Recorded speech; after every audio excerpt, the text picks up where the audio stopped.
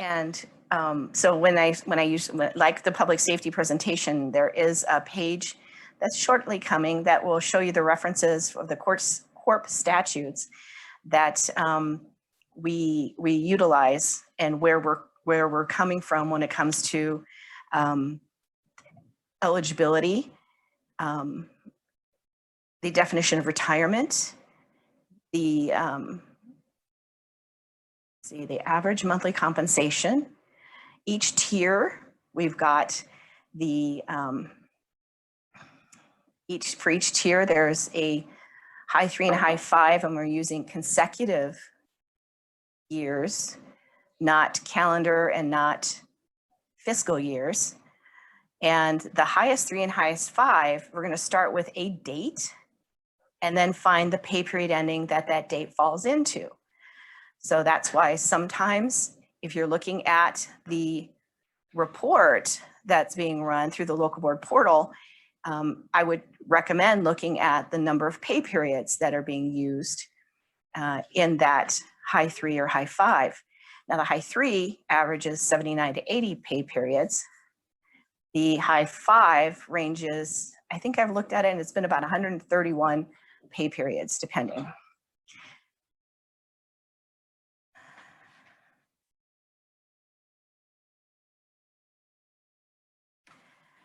So the key components of the retirement process is going to be, of course, date of retirement that the member is going to need to provide to you, obtaining a retirement estimate, the high 3, high 5 consecutive years, contribution history, which is through you can view through the local board portal and the member can view through their members only, years of service, leaves without pay, and prior service.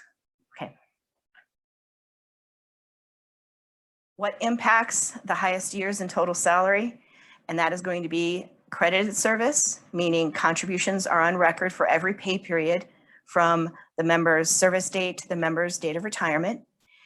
And if there are any missing pay periods, again, meaning that there are pay periods where there is no money posted, pensionable salary, and again, consecutive years is what we're looking for. And then again, under CORP, it's the highest, it's 10 years of credited service. Okay. So the local board portal is a really great resource. The local board portal is going to have, you're going to need to have that member information, social and estimated date of retirement.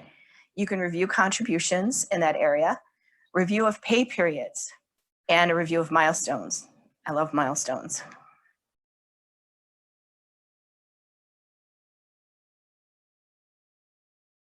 Next screen, please. So when you go into the local board portal, the top part of it is where you're going to look to see. You're looking for member information, and then you're going to look for milestones. And again, what I'm showing here is that the member only has about 13 years of service, but it'll estimate at 20, 25, and 32, which are always the key timeframes that members on Tier 1 would qualify for a retirement. It has the estimated benefit amount and that date of retirement based upon service, not credited service. And then also down there, you want to look at the member's service information, including the hire date and service start date. Like this is Tier 1, so the dates are going to be the same. And if there's any prior service. So we're in reviewing that information. What's also available in the local board portal is the contribution history. And it's right where it focuses in on the retirement estimator button. Right next to it is where you can view contributions. That makes it nice because then what's available to you is the employee contribution amount and the pay period ending. And also in a future screen, you'll see it has the post date and date received, I believe, which is always key because then you can see based on a pay period ending, how long it takes for us to receive and get that information so we post it to the member's record. When you're looking at the report itself, and I would recommend printing it, it's going to show the pay periods that it's including in the highest 3 or highest 5 consecutive. What you want to watch for are those projected amounts, because those are an average of the previous few posted contributions that are on record. So the tool that's available within that local board highest year's estimate report area is add employee contribution amount. The contributions not posted to the members' record yet are projected. So we can use this tool to adjust for and find an average that's a bit better for the member potentially. And once those are entered, it's either going to use them or it could shift into a different date range for the member. But as contributions are posted, typically that new contribution posted is going to be included, and then you'll have less pay periods that are projected.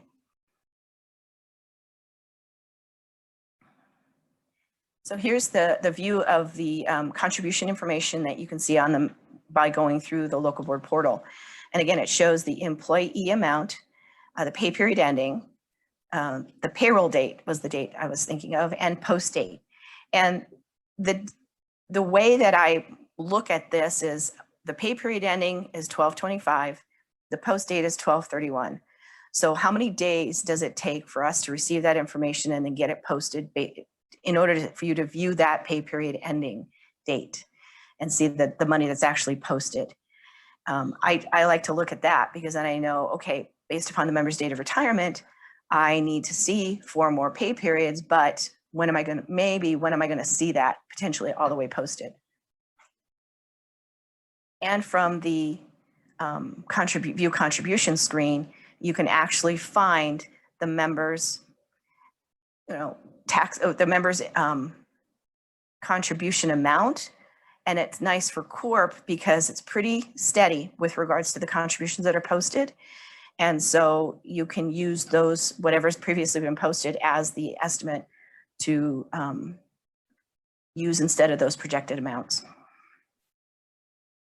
So when you view the screen, again, once you hit calculate, it typically will bring up this information here, last contribution received. And then right below that, it's going to say add EE contribution. That's the button that you're going to push. And each time you click on that button, it adds a box, and it's a blank box. And what you're doing is you're keying in the contribution amount that you want to use instead of the projected amount.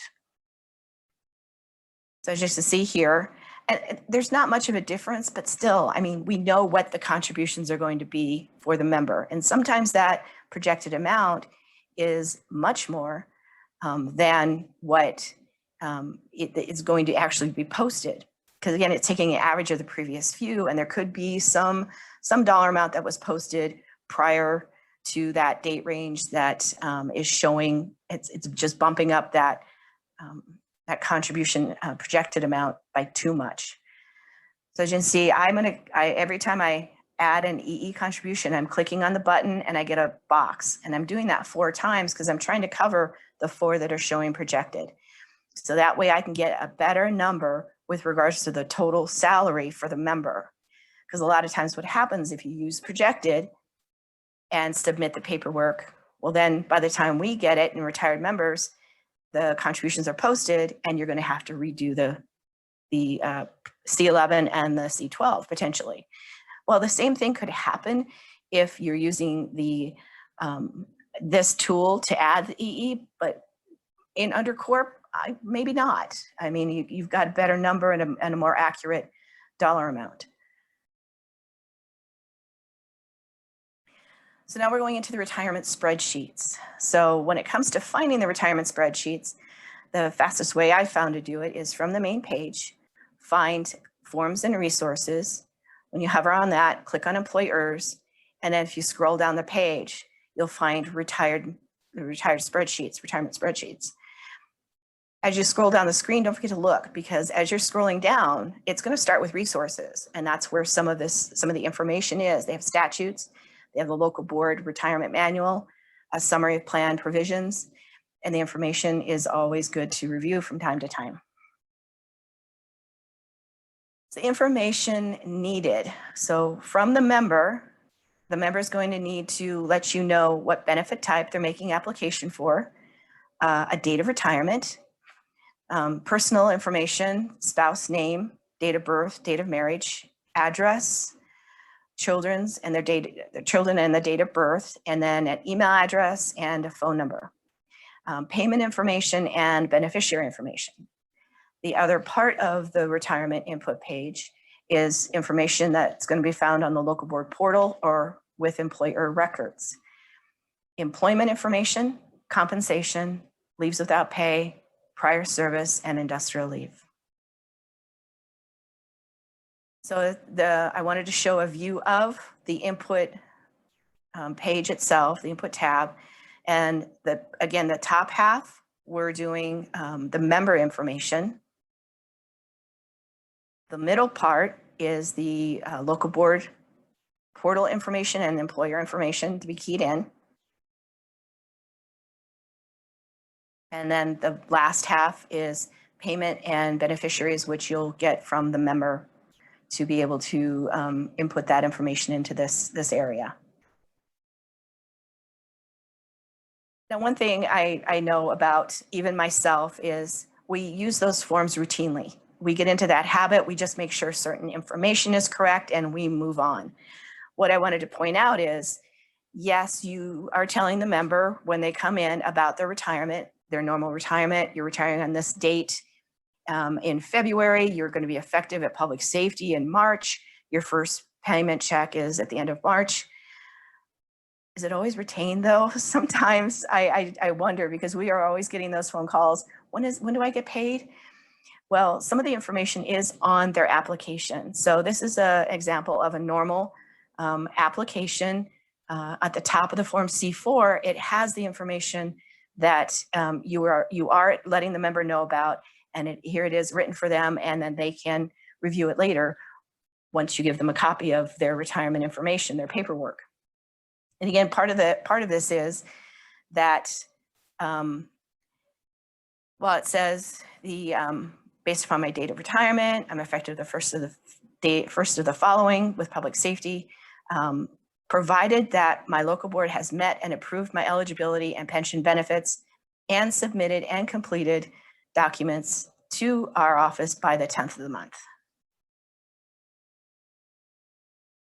And at the bottom of the C4 is a reminder of what supporting documents we need copies of. So it's the member's information, the spouse information. One of the things that we've been focusing in on is a recorded marriage certificate or license. So without that document on record, as soon as we can, which is when the primary member retires, it will delay that surviving spouse from being paid, because we have to have that document on record in order to establish eligibility, which is what the local board should be doing. And that's why you should have a copy of that in the member's file also.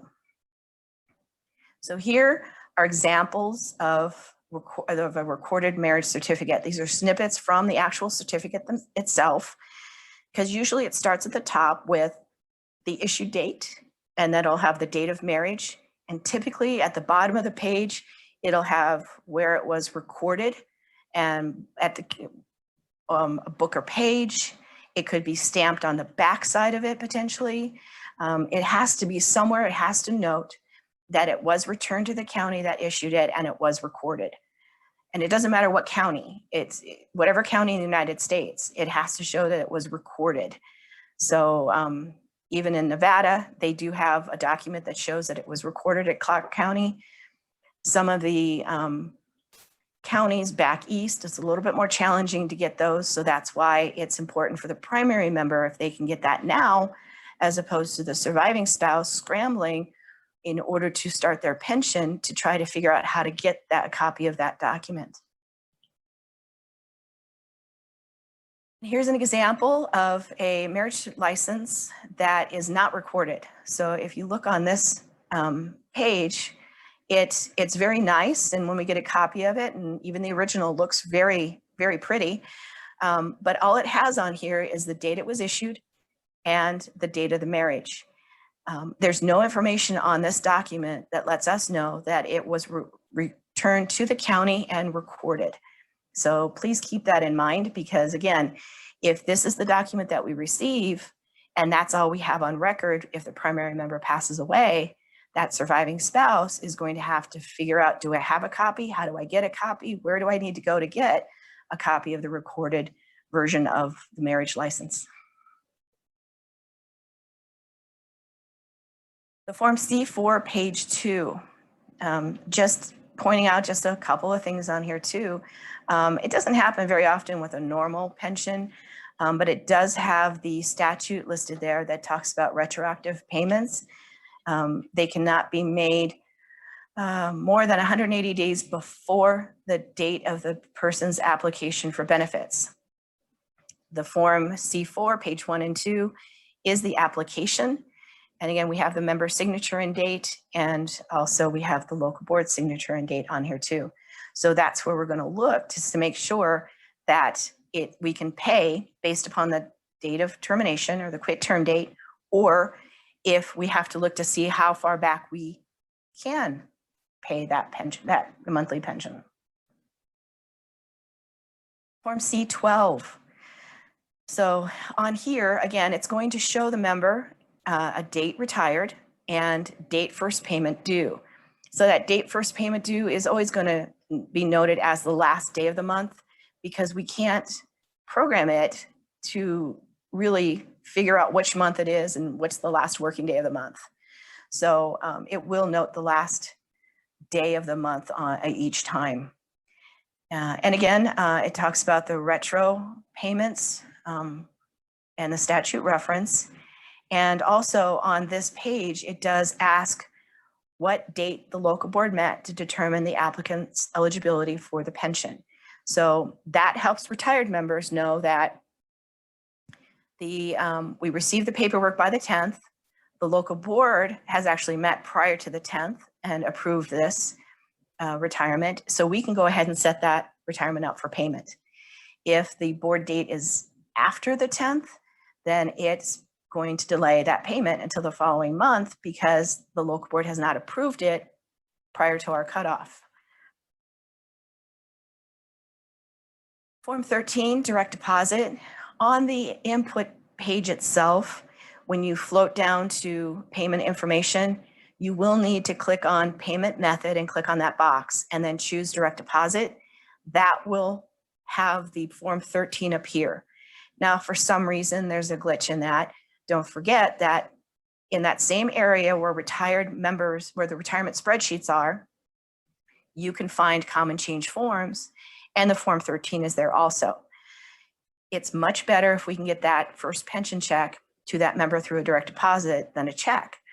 But if the attached information, which is the voided check and copy of a driver's license, is not with that Form 13, then that first pension payment will be a check, because we need the information from that voided check or letter from the financial institution to make sure that we're keying in the correct numbers, the bank account and the bank routing number for that member, so that they receive their pension in a timely fashion at the end of the month. And the Form P16, the wonderful return to work. So this form does need to be completed every time a member does retire. It's a required form. And the member does need to initial each line item. And then I believe this is the same as public safety, where the member signs and there's a witness signature also on this.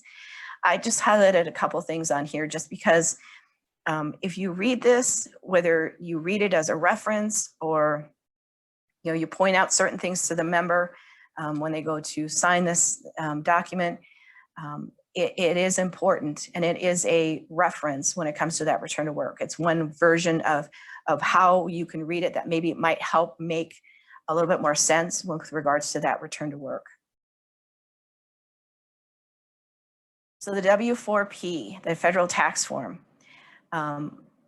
typically when we receive this form, something's missing. So that's why I wanted to point out this form itself.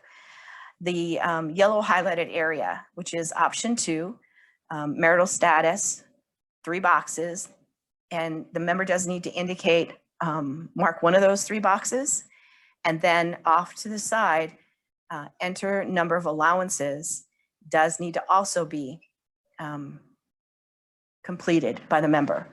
And more times than not, that spot, enter number of allowances, is missed. So that entails us trying to figure out what the member wants, because otherwise we'll default it to married in 3, but we would rather find out what the member wants as opposed to just defaulting it to that married in 3. The Form 8, the beneficiary form. So there is this statement right in the middle of the actual form itself that provides a little bit more information regarding how this form potentially would work in the future for the member. So automatically there is surviving spouse and eligible children benefits. So if there isn't a surviving spouse or any eligible children, then we'll look to see who the beneficiaries are. Now that only will happen after a member retires if there are more contributions remaining on record than retirement benefits paid out. So, because we're offsetting the member contributions first as far as benefits being paid. If there is any balance remaining, then that's what we're referred to as a death benefit, and we're going to look at that Form 8 to see who the designated beneficiary is. Also, for the Form 8, retired members uses that if there is no surviving spouse, or even if there is, we need to make sure if the primary member passes away and their benefit gets kicked back to us that last month that they should be receiving that money, we need to see who's going to be paid that final pension check. So we'll refer to this form in order to get that information. So here is the flow of the retirement process kind of put together. The member is going to partner with the local board secretary. You're going to review the information in the local board portal, view contribution history, start the spreadsheet, get the member personal information, including copies of date of birth and date of marriage, complete the retirement spreadsheet, print, review, and sign. And what I recommend is this information is manual. I mean, you're manually keying it into the spreadsheet. So once you print those forms, it's always a good thing if you can get another set of eyes. Well, it's the member's retirement, so why not have the member review it and look at the information that from the local board portal, potentially that you were using in order to key in the information onto the input tab. The local board meeting prior to the 10th of the month needs to occur and send the complete retirement packet to us here at Public Safety Retirement. If you have any questions about the retirement process, you can always reach out to me. And the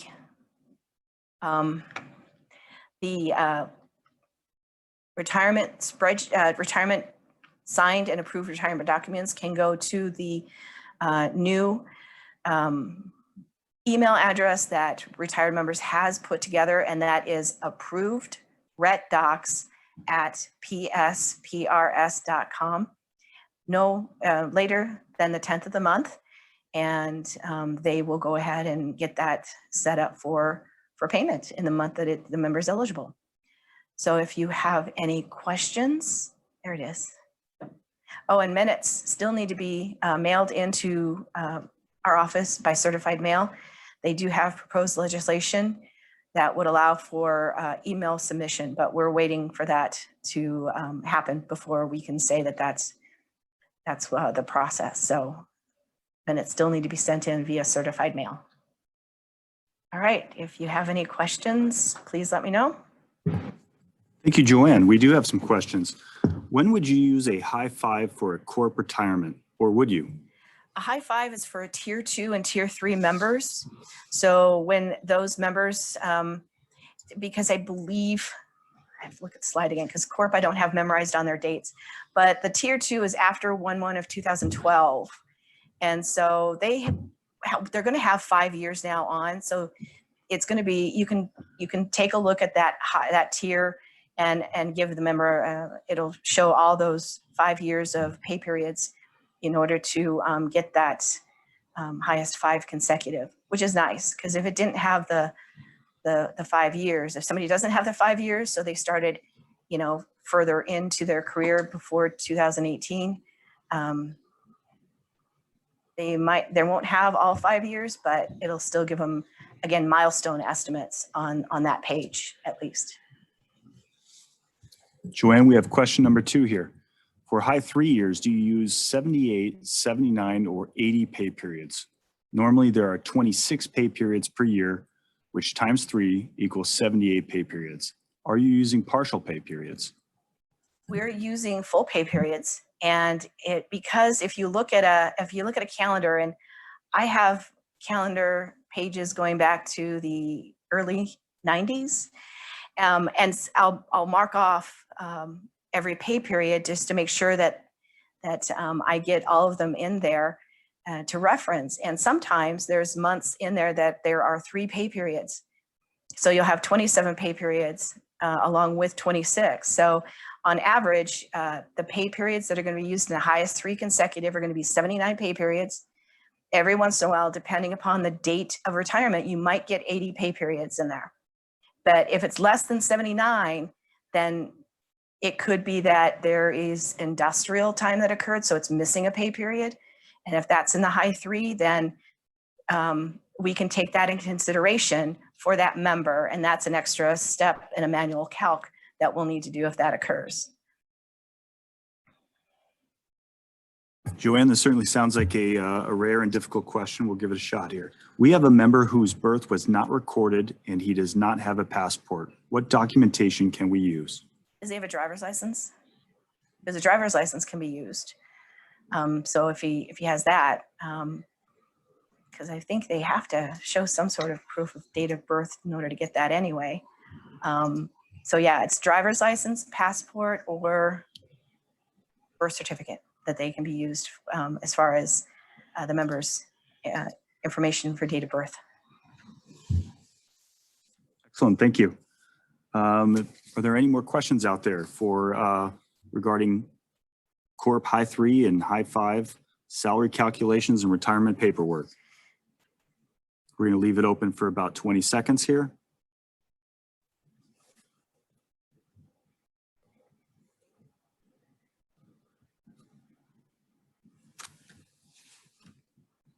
Joanne, we have another question. I understand that marriage licenses are not public record. Why does a marriage license have to be shown recorded? Would a certified copy be sufficient? Yes, a certified copy would be fine because somewhere on there it's going to have a stamp or a record where it shows that it was recorded by the county, or an abstract. I've seen the abstract marriage license also. That can be obtained and used as reference also. Joanne, off the top of your head, if you could go through the Tier 2 CORP vesting schedule for members. Tier 2 vesting. I'm going to let Robert. Yeah, thanks, Joanne. I'll take that question. What you all need to understand as local board members is members are only vested into a benefit at the point that they make an application for that particular benefit.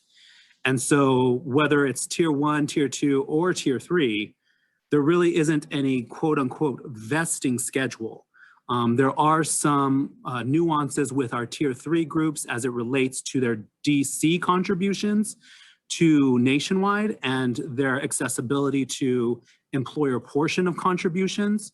But in general, there's really no vesting schedule to benefits. You are only vested to a benefit if a member has applied and has been deemed eligible for that benefit.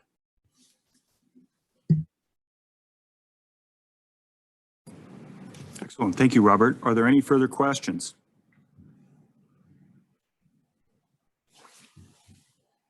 And with that, we're going to break until 9:45 when we'll hear Joann cover CORP reverse drop retirements. See you soon. And we're back. Please join us for Joann Lowey's presentation on CORP reverse drop benefits. Thank you. Hi, everyone. It's me again. Welcome back. One thing I forgot to mention in my thank yous is our IT department did create for me a step stool so I could stand here today and view the screen. So thank you, IT. And I do appreciate Robert Ortega being here today to help us out with any questions that you might have. Now we're going to cover CORP reverse drop. I think other than public safety return to work, this is a challenging concept to understand. And I know it was when we first started hearing about it back in, I think it was 2006. Most of you probably have an idea and a flow down because you've been helping members when they retire and choose to reverse drop. Since I don't answer many CORP member questions about it, I would always get stuck on date of retirement versus the reverse drop date. So I took the approach on what resources do we have and where should I start when a member asks about reverse drop. But first, I'm going to cover some basic information regarding the CORP reverse drop, and that is the statute reference. So what's noted here are the definitions, where normal retirement is, the reverse drop statute, and then local board. And then sometimes this other pieces can describe the reverse drop a little differently. And that's in the summary plan provisions, the local board retirement manual, and then actually using the spreadsheet or the lump sum estimator themselves can help grasp that concept too.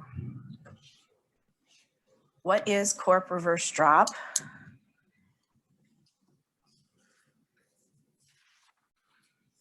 So reverse drop, it's a reverse deferred retirement option plan. It is available for Tier 1, Tier 2, or Tier 3 probation and surveillance defined benefit members. It is voluntary and irrevocable. The member must be eligible for normal retirement first. Tier 1 and Tier 3 must have 24 years of credited service and at least 1 month. Tier 2 must have 25 years of credited service and at least 1 month. But the member cannot reverse drop below the 24 or 25 years of credited service.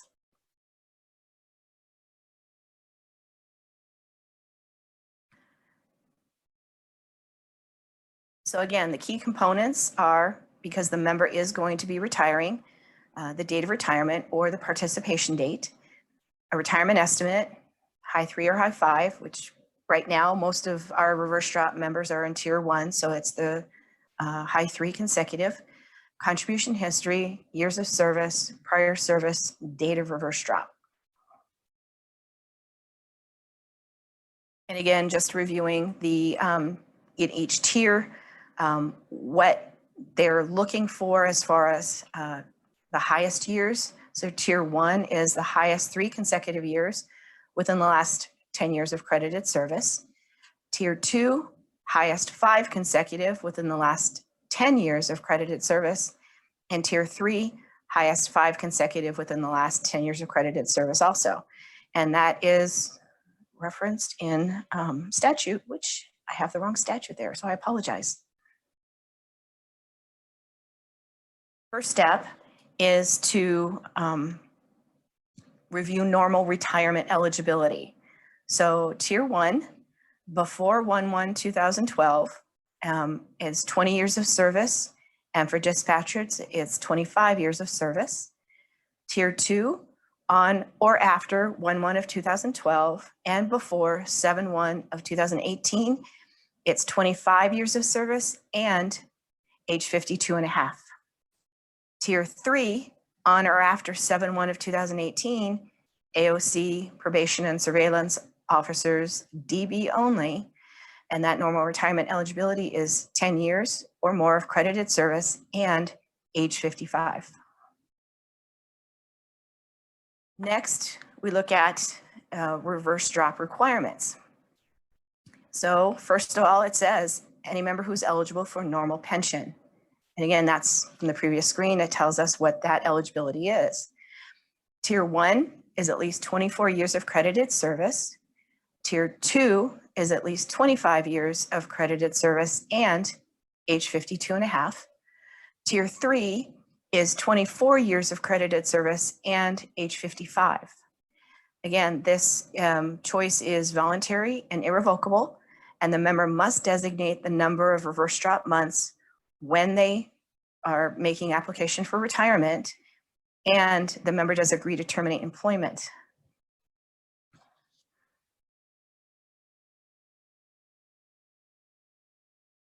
So here's just kind of a flow that I put together. The member wants to retire, so the member does need to choose a date of retirement.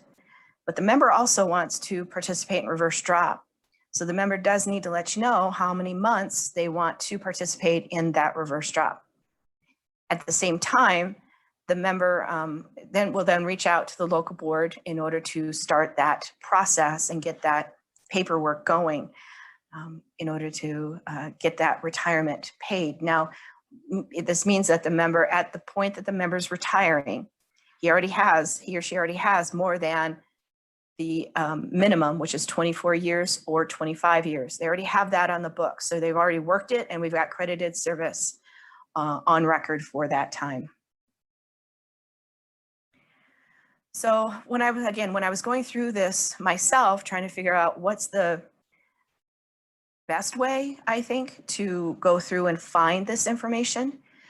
First, I'm going to go to the local board portal. I need the member information. Then I'm going to go to the reverse drop lump sum estimate or link on the website under retirement spreadsheets. And I'm going to key in specific information that I've obtained. And then after I get the information from there, I'm going to go back to the local board portal because now I have my reverse drop date and I need to run the highest 3 based upon the reverse drop date, not the date of retirement. So here's what we're looking for as far as the local board, from the local board portal. And you want to check service, make sure that that date is what you have on record. It matches ours because our information is only as good as that membership form that we received from the employer when the member started. So just make sure that that is accurate. You want to note any prior service. And then what I would say to do is that you've got those milestones there.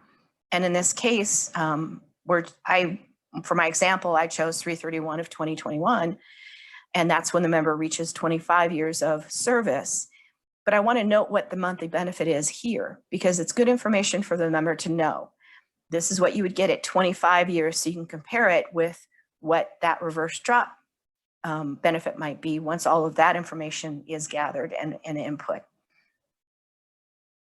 Next, I'm going to go to the reverse drop lump sum estimator. In this example, it's tier 1.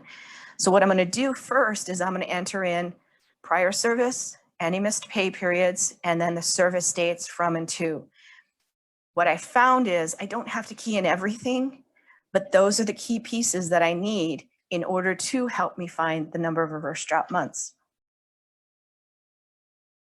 So I've got the prior service entered, I've got 0 missing pay periods, and I've got that service. Now I can see, okay, off to the right there, here's where the member completes 24 years of service or credited service. And so that will give me the date of the reverse drop date, which is going to be the first of the month following the date that's listed there as where it notes the completes 24 years. So now I'm going to go up to the reverse drop date box. I'm going to key in that 4/1 of 2020, and I'm going to use the monthly benefit just to complete that. It's the benefit based upon 25 years, but all I'm trying to do at this point, I'm not I'm not looking at what the lump sum amount is going to be. I want to get how many months the member could possibly reverse drop back to 24 years. And in this case, it's showing me 12 months that the member could reverse drop. Doesn't have to do all 12, can if he wants to.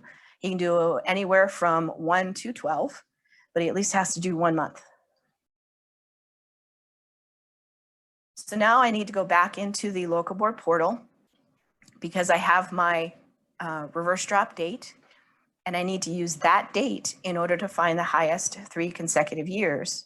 In this case, for this tier 1 member, because I can't use 4/1 of 2020 through 3/31 of 2021. And those contributions should be posted, maybe not through that 3/31 yet, or part of it because we're doing it a little early, but we know that that's going to be posted up through his date of retirement, and we cannot use that information. So by keying in 4/1 of 2020 or 3/31, I can't remember which day I used. I think it was 3/31 of 2020. I'm going to find the highest 3 from that date back. And his service that's going to be used in the calculation is going to be 24 years, not 25, because he's reversing back to that 24 years and getting that monthly benefit calculated for that lump sum payout.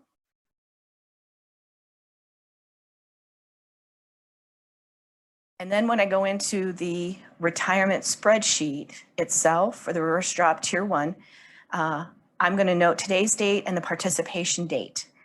Now, by this time, I should know what my reverse drop date is, so I can key it in. So then automatically it will calculate the number of months that the member is going to reverse drop, which in this case is 12. Part of the input page that does need information in order to complete and give you these dates and information is, again, you got to key in prior service, any leaves without pay, and any industrial leave. Now, the spreadsheet will let you know if you need to do something. It will pop up a message for you. So at least you'll know that something else needs to be done, or I haven't entered a date incorrectly, which is nice, but I want to avoid those pop-up screens if I can, which is why I was doing it this way in order to find the reverse drop date and number of months. So also when it comes to the retirement spreadsheet, again, remember the member reverse drop back to 24 years. So we're not using any of his current pensionable salary in the calculation of his monthly benefit. So you want to make sure that the date range that you're keying in under compensation is not 4/1 of 2020 through 3/31 of 2021.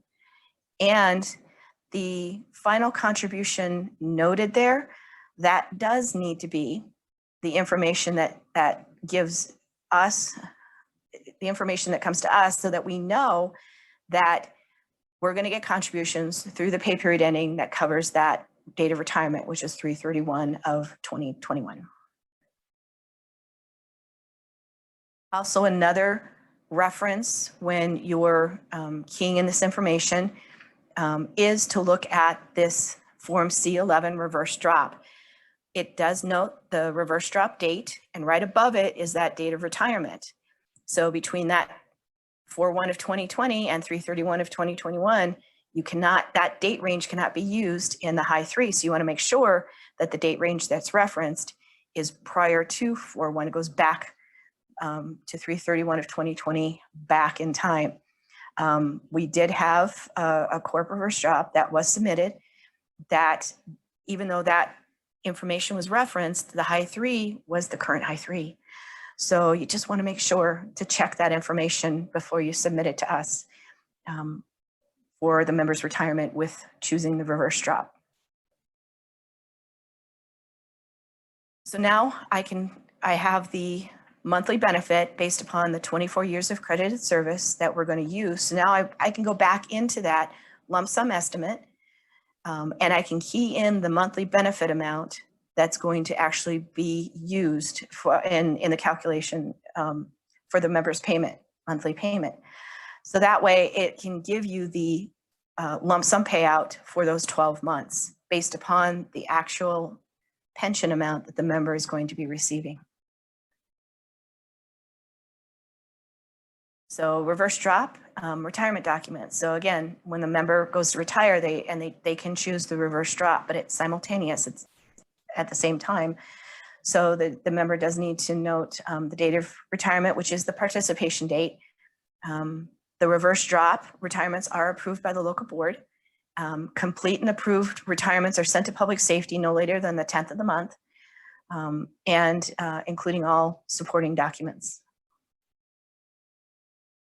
And I wanted to show an example of a tier 2, because tier 2, with it being 25 years of credited service instead, just to note that there is a separate lump sum estimator for the tier 2, and there is a separate retirement spreadsheet for tier 2. And so this information is just to show you that it's not going to go below 25 years of credited service. And for the example that I'm using on here. And also when you go to the retirement spreadsheet for that tier 2, it does have various areas that you can review that will remind you that the member cannot go below 25 years of credited service. And also, I don't know if you've ever noticed on the input tab itself, when it's further down on the page, it does note the age of the member and the years of service on there, and then the total credited service and all that breakdown there, which is nice. Especially since tier 2 has an age requirement with regards to normal pension. Okay, if you have any questions, here is my contact information. I'll be glad to help you with any questions you have on the reverse drop. And I believe that's it. Are there any questions at the moment? Joanne, we don't have any questions at this moment. We are opening up the lines for questions. Does anyone have any questions on the CORP reverse drop benefits?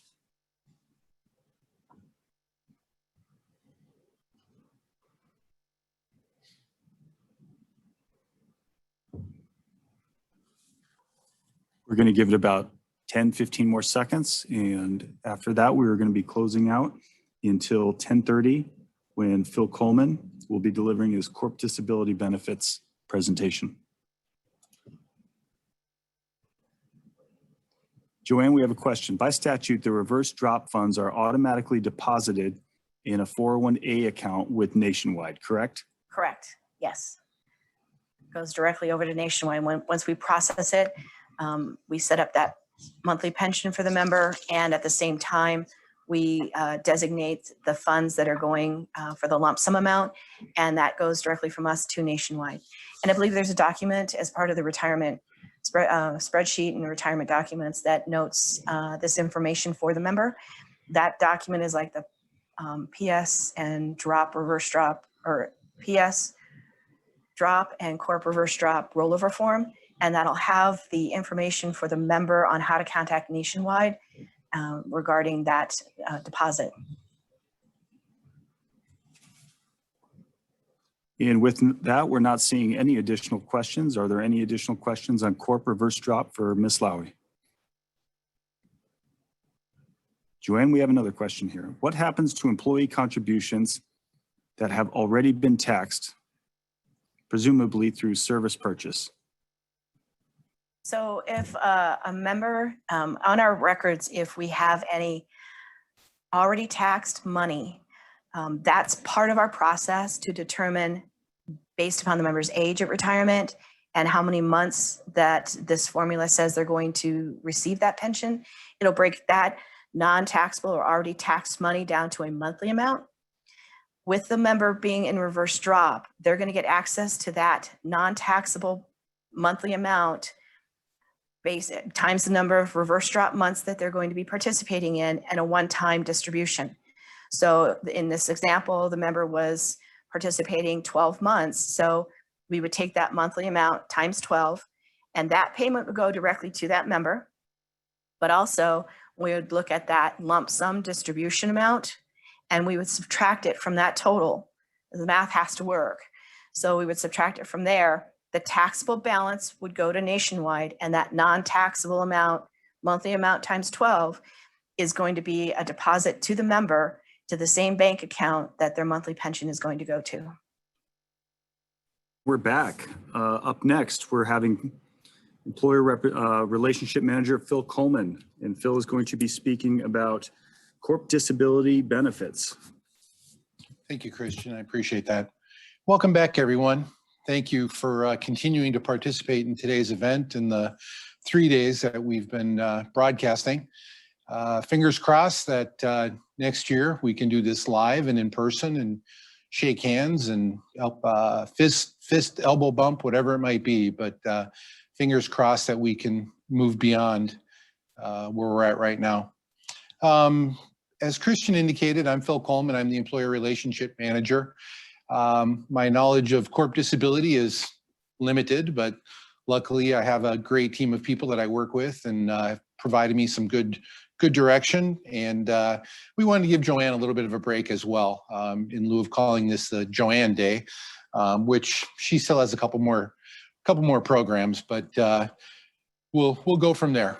Again, thank you for your participation in today's event. Established in 1986, CORP currently has about 11,000 active members in the plan.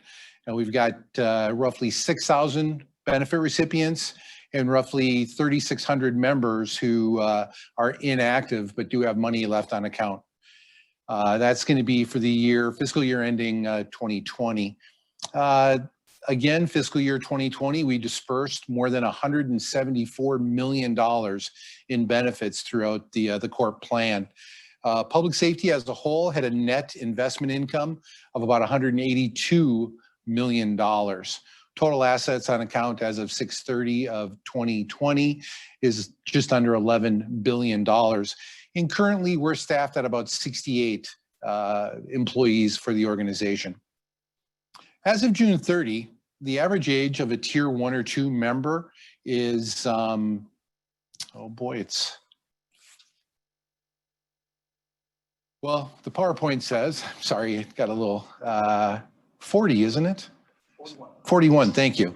Got a little box there that was in my way, I apologize. The average age of a tier 3 member is 33. Average annual retirement benefit is about $30,000 per year. Average age of a CORP retiree is age 64. Number of disabilities in tier 1 and tier 2 is 156 members receiving a disability benefit. And currently in tier 3, we have 0 disability recipients. Average annual disability payment is about just under $22,000 per year for that benefit recipient. Please remember, what determines CORP membership or eligibility. Hired into a full-time 40-hour-a-week position as a state correctional officer, state, county, city detention officers, probation surveillance under AOC, or other designated positions as defined by statute. And that's always a fun read, looking at those other designated positions, because the list is about, half the page, if not the entire page. Just like with public safety, coming into the plan, that pre-employment physical is required to determine whether there are any pre-existing medical conditions for that applicant who's engaged in a physical position at times. Remembering with those new tier 3 members that you as the employer, from a demographic standpoint, are going to enter all that information online. In doing so, that allows us a quick opportunity to reach out to that member, to welcome them to the plan and encourage them to do their research as far as making a decision on their benefits. We also ask that the employer follows up with that paper application form. Upon receipt of that paper application form into the office, we're going to verify the information that you, the employer, put online, but it also serves the purpose of a beneficiary designation. And that's important for us to have that beneficiary information in the office, especially in the event that a member were to pass away who's not legally married, has no dependent children. We then know who is going to be the recipient of those dollars that the members contributed into the plan. CORP does provide a retirement benefit, but it also provides disability benefits if during a member's career they suffer an injury or an illness that is basically going to prevent them from performing their duties. No vesting requirement in this program. Benefits could be payable for a member's lifetime or as long as they remain eligible according to statute. And please remember, local boards do have the statutory authority to require periodic medical reevaluations. In the event that a member does become disabled, with the assistance of the local board secretary, the member is going to file that application for disability, indicating which one of the 3 benefits they're applying for, whether it's an accidental, an ordinary, or a permanent and total disability. The board is going to determine based on medical information as to whether or not that independent medical evaluation is going to be warranted. If so, the board will take official action to appoint a physician that the member needs to go see in regards to that IME or independent medical evaluation. If there is not sufficient information to support that application, the board can table that application, asking that the member provide them more medical information so they can make an informed decision, or the board could deny the application. And please remember, in the event that the board does deny that disability application, the applicant does have rehearing rights according to statute. It is an appealable decision. As Joann talked about earlier, paperwork's required to come into this office in order for us to just, make sure that the I's have been dotted and the T's have been crossed. So we're always going to ask that paperwork come in so we can take a look at it. We're going to look at the decisions that you made in the event that, maybe we don't agree with the decision. We may ask that a rehearing be done for the applicant. If we concur with the decision that the local board has made, again, let's get that paperwork into our office in a timely manner, no later than the 10th of the month, so that we can then start paying that member in a timely manner. As indicated earlier, benefits are paid at the end of the month for that month. So timing is crucial here. And again, those local board minutes are required in a timely manner, sent certified mail at this point in time. But as Joann mentioned earlier, there is legislation pending where those minutes can be sent via email, but we're not there yet, okay? This one's big. The local board has to take action on this application within 90 days of receiving that document from the member. Action, just acknowledging the application, approving, denying, but you need to do something within those 90 days. Again, draft copy of local board minutes is required. Minutes are to be sent to our office within 20 days of each meeting. Again, due to an injury or illness, the member is unable to perform their duties. That application should be filed shortly after the disabling incident or within 1 year after the date the member ceases to be a member and employment is terminated by reason of disability. Those are important things that need to be documented when that paperwork is submitted to public safety.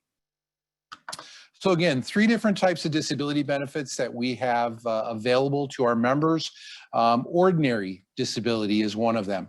A physical condition which totally and permanently prevents the member from engaging in a reasonable range of their duties. Basically, it's an occupational test from a physical standpoint. On the other side of the coin, in the event that this is a mental condition, that condition needs to be permanent and total and prevents the member from engaging in any substantial gainful activity. Basically, they're removed from the labor market as a whole. So physically, can I do my job versus mentally, am I unable to perform any occupation? So those are 2 huge differences within this plan as well. again, a tier 3 member, based on the fact this is a defined contribution plan for the vast majority of those tier 3 members, ordinary disability is not applicable to a defined contribution member. If you're a participant through AOC and you've opted to go through the defined benefit program, that ordinary disability is available. That member cannot be eligible for an ordinary or a normal retirement. The calculation is pretty much one and the same. But if you're eligible for a regular retirement, you are not eligible for an ordinary disability. The calculation is based on the actual credited service. Therefore, there's no minimum benefit. A lot of times you'll see in a public safety plan, especially for a duty or a job-related injury, there are minimum benefits available, but this one is actually based on credited service. And an ordinary benefit is going to be a taxable or a fully taxable event for the member. So the calculation, rather complex calculation in writing, but I think once you see the calculation, based on the numbers, it becomes a little bit more understandable. In the public pension arena, a lot of benefits are based on service and salary. So obviously, the more time you have in the plan, the greater return of investment you're going to get. Potentially, the higher your salary, again, just another factor. So for a tier 1 member, that average monthly benefit compensation, high 3, in other words, times 50%. So if I'm making, $4,000 a month, or my high 3 is 4,000, 50% of that, the initial basis for the calculation is going to be $2,000. Credited service divided by 20 for non-dispatchers, or credited service divided by 25 for non-dispatchers, basically is going to equate to that monthly benefit for that tier 1 member. Same concept for the tier 2, average monthly benefit compensation times 62.5% divided by that credited service is going to equal the monthly benefit. Tier 3 almost looks the same as tier 1, average monthly compensation times 50% times that equation of credited service divided by 20. Again, when you see this in writing, as I did the first time, I scratched my head for a while, but once you see how the mathematics of this work, I think it just becomes a little bit easier to wrap your head around. So as an example, a tier 1 member has 10 years, 10.373 years of credited service. So again, that beginning part of the equation is, well, what's the high 3? Well, that's going to equal about $132,000. You put that into a monthly equation, it's about $33,676. Again, times 50% or $1,838. Again, that's the starting point to determine what this benefit is going to be for the ordinary disability. The member has 10.375 years of credited service divided by 20 is going to equal a percentage, which we've rounded up. It's about 52%. So when it's all said and done, the member is looking at 52% of that $1,838, or a monthly benefit of about $955 per month, potentially for the rest of their life or as long as they remain eligible. In the event that the member passes away, the surviving spouse is eligible for 80% of that member's benefit, or a monthly lifetime benefit to that survivor of about $764.75. Please remember that over time, benefits do increase through a cost of living adjustment. Accidental disability, a physical or mental condition which again prevents the member from performing a reasonable range of duties within that department and occurred in the performance of that job. We had a significant change back in September of 2019 that, again, the statute has been modified. So if you're unaware of that, please do not be afraid to ask us questions. I believe in the past it revolved around inmate contact. That is no longer applicable with the statute. So again, it's just occurred in the performance of your duties and was not a result of a physical or mental condition that existed prior to membership. That's what that pre-employment physical is all about, to make that determination as to whether or not there is something pre-existing on this record. There is a minimum benefit associated with this. It's going to be non-taxable if the member has less than 20 years of service. If they have more than 20 years of service, the taxes could be partially taxable, let's call it. For Tier 1 members, less than 20 years of accredited service, you're basically looking at that monthly benefit compensation times 50%. So again, if they're making $4,000 a month, they have an accidental disability, they're looking at a monthly benefit of about $2,000 a month. Less than 20 years of service, that benefit would be non-taxed. Same formula that you see for a retirement calculation in Tier 1. If they have more than 20 years of service, but less than 25, for each year over 20, but less than 25, you're looking at about an additional 2%. Once that 25-year threshold is achieved, then we're looking at that 50% base plus 2.5% for each year in excess of. So again, an example of an accidental disability. Tier 1 member has roughly 12 and a half years of service. Their high 3 is going to be about $147,000. You put that into a monthly scale of slightly over $4,000. Again, that $4,097 times that 50% being the minimum is going to be about a $2,048 a month payment to that member for the rest of their life, or as long as they remain eligible. And again, in the event that that member passes, that survivor is eligible for 80% of that benefit, or $1,638 per month for the rest of their life. And again, that's a standard within public safety, whether it's on the CORP side or the public safety side, that auto survivor benefit for that surviving spouse of 80%.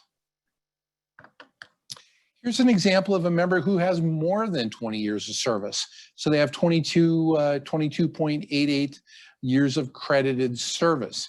And let's remember, the key is credited service. For those that maybe are new to the plan, how do I get credited service? For every biweekly payroll that you have a contribution, you're gaining credited service. If you have time with no pay, leave with no pay, you're gaining service but not credited service. So credited is what we use to calculate a disability benefit, a retirement benefit, and so on. Always encouraging members to use the website to look at that credited service and make sure it kind of jives with their record. We don't want to wait until we're making an application for a benefit and then start arm wrestling about whether that member was or was not working during that pay period. I'm always going to encourage members to get online, look at their records, and make sure that that information is correct. So again, in this scenario, that average monthly compensation is about $4,912. 20 years of service is going to equal that, again, 50%, but they've got that extra 2.8 years at that 2% multiplier, which is going to be about 5.76%.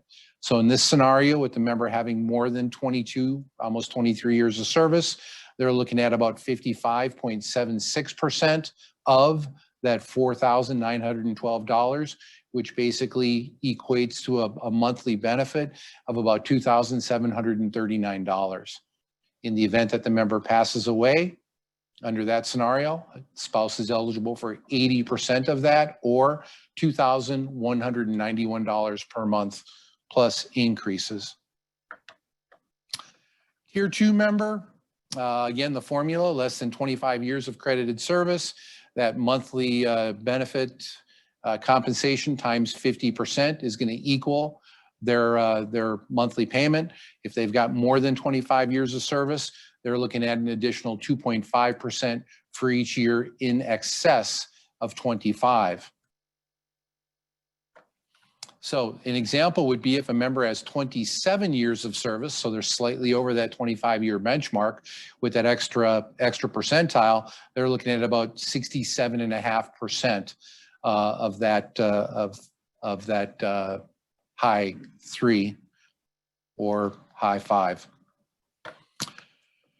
Tier 3, prior to that 90-day election, okay, they're employed, they're working, but they just haven't met that threshold yet for making that irrevocable decision as a Tier 3 correctional officer.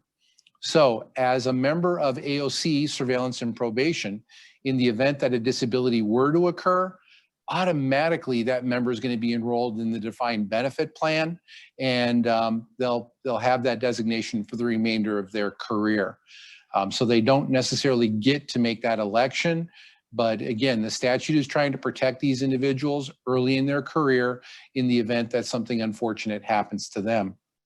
A Tier 3 defined contribution member, once again, if they've not made that election prior to that 90-day threshold, if they were to become disabled, they would be then grandfathered in the defined benefit plan. So remembering that defined contribution members are making that contribution in their defined contribution account, as is the employer, but also both the member and the employer are purchasing some disability coverage given the nature of these occupations. So there's a little bit more coming out of that member's paycheck and a little bit more that the member or the employer has to pay into the plan to provide these types of benefits. Even though you're a defined contribution member, under disability, you have access to defined benefit calculations in the event that there's a work-related injury. The last type of benefit that we offer is going to be a total and permanent benefit. This is going to be a situation where physically or mentally that individual is unable to perform any substantial gainful employment, is a direct result of the performance of their duties. So again, work-related type injuries, and perm total basically is saying that you are unable to perform any gainful occupation. So yes, you're occupationally disabled, but you're also unable to perform any other work within the labor market. Calculation is going to be basically the same as an accidental calculation. Again, non-taxable if the member has less than 20 years of service. Disqualifiers. We do have a couple disqualifiers. And again, you know, the first one that I'm always going to talk about is that pre-existing condition. You know, if it's determined upon that coming into the plan, you, the employer, ask the member to go see a doctor, the doctor's identifying a back injury, a previous knee injury, you know, you really can't make a claim for that because again, it could be pre-existing. If you're in the military and you're drawing a benefit based on a disability as a veteran, again, you cannot draw because that's a disqualifier. Lastly, kind of doing it backwards, but if you suffered an injury while engaged in a felony type situation, those would be disclaimers that you are not eligible for those benefits. Increases, just like a retiree, a disabled member, a surviving spouse of a member is eligible for a cost of living adjustment. There was legislation passed by the taxpayers of the great state of Arizona a couple years back that basically provides a COLA, a cost of living adjustment, which is going to be based on the consumer price index for the Phoenix Mesa area. It's supplied by the U.S. Department of Labor, and there's a cap on those increases of 2%. Increases for Tier 1 and Tier 2 members are granted July 1 of each year and could be prorated based on your retirement date. Increases are payable to Tier 3 members, but a little bit different formula. Again, Tier 3, a direct result of serious pension reform. That Tier 3 member is going to get an increase in their benefits, or could see an increase in their benefit after drawing for 7 years or age 60 And those increases are also based on the funding level of the correctional retirement plan. Return to work. So basically an ordinary and an accidental are occupational. The exception there is going to be if that ordinary disability is as a result of a psychological impairment. So again, if it's a physical impairment or an accidental disability, if that individual returns to work outside of corrections, that's legal. They can do that. Again, remembering they're occupationally disabled. Cannot do that job, but you know what? There are plenty of other jobs that they may be able to perform that are maybe less physically demanding. Believe it or not, you could return to work as an elected official and continue to draw that disability benefit. If that member is drawing a total and permanent disability, again, they are unable to perform any substantial gainful activity. So more than likely, you know, they cannot return to the labor market. If they did return to the labor market, you know, maybe the local board should be looking into that to determine continued eligibility. So a member is drawing a benefit. Let's just call it an ordinary benefit. And, you know, whether through surgery, therapy, whatever it might be, it's determined that medically they might be able to return to work. You know, what options does that member have? Well, believe it or not, they could go back to a CORP covered position. But there's some keys here that we all need to understand, some hoops that need to be jumped through in order to make that happen. So first and foremost, the local board from the employer in which the member is drawing that benefit from needs to review and determine return to work eligibility. You know, again, the physicians are saying, believe it or not, there's no work restrictions. This individual is no longer disabled according to statute, and they potentially could go back to work. So the local board is going to make that determination, reviewing the medical information, and if the local board agrees, that benefit could be discontinued. During that reemployment in the CORP designated position, again, that member and the employer are required to make contributions into the plan. Now, the member had 10 years of service, credited service, when they went out on that ordinary disability, as an example. They come back to the plan, they're going to have that service time, but it's not going to be credited service. So as far as determining eligibility for a future retirement benefit, the time's there, but the calculation of the benefit is going to be based on credited service, the time that they earned after they came back. You had drawn a benefit during that period of time, you know, based on those 10 years of service. So you took money out of the plan, believe it or not, that time goes away. But the service is still there to determine eligibility for future retirement benefits. And the tier that the member previously was in, tier 1, tier 2, tier 3, upon coming back into a CORP covered position, they would maintain that tier. That's important to remember. Again, it's just understanding the difference between service and credited service. And I think the vast majority of local boards, you know, do understand that difference. It's just getting that point across to that member so they can really wrap their heads around this as well. That benefit is going to be based on the new credited service and potentially the new high 3, high 5 that they have after returning from collecting that disability benefit. Taxes, again, contributions prior to July of 2000 were taxed. Contributions coming into the plan after July of 2000 have been tax deferred. So it's feasible that members have a mixture of taxed and untaxed contributions. For a ordinary benefit, you know, the safe harbor method would be applicable, that the member is going to recover some of those already taxed contributions over a period of time. In the event that it's a accidental disability, which in other words, it was work-related, depending on the years of service, again, some of those dollars could be, or the majority of those dollars would be untaxed, but some of those dollars could be taxed. State taxes are based on residency, so let's not forget about that.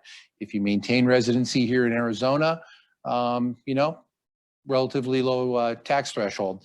You know, you move to the Midwest, Minnesota as an example. probably looking at seeing some serious tax implications. Taxes are just a little bit higher in Minnesota than they are down here. If you want to enjoy winter and not pay taxes, I'm thinking South Dakota is the place to go because you get to shovel snow, but you don't pay state income taxes. That's entirely up to you.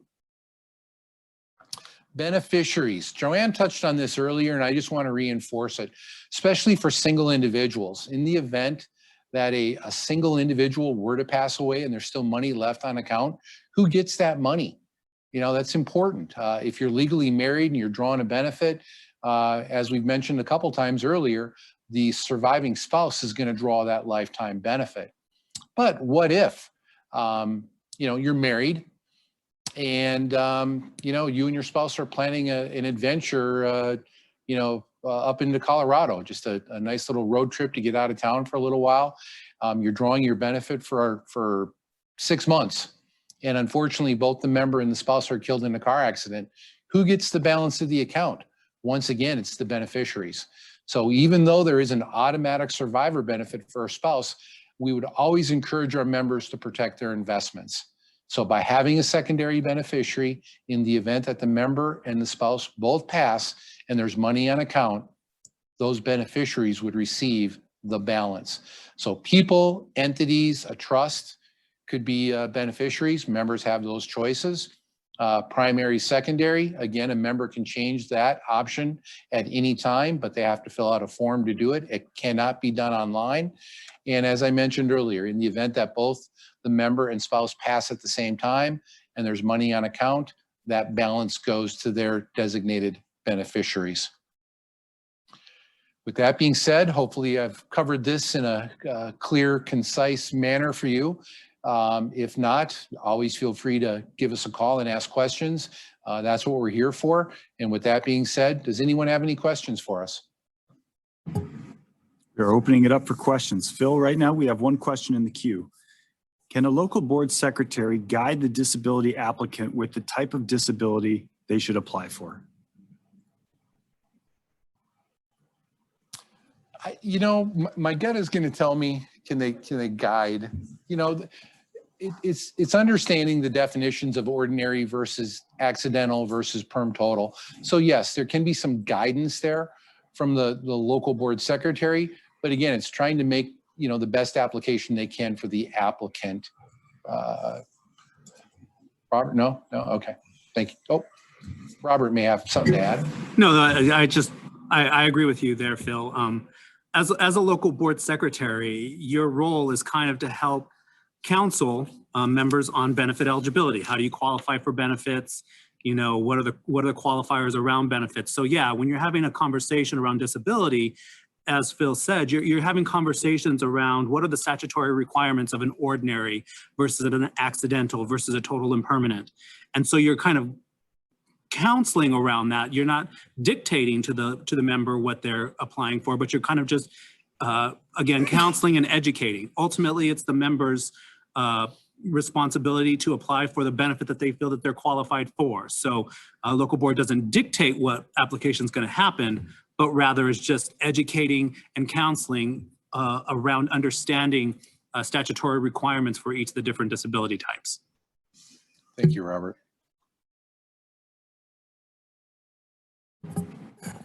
Okay, now we have another question here. If there is not a listed beneficiary, does the estate receive the benefit or is it forfeited?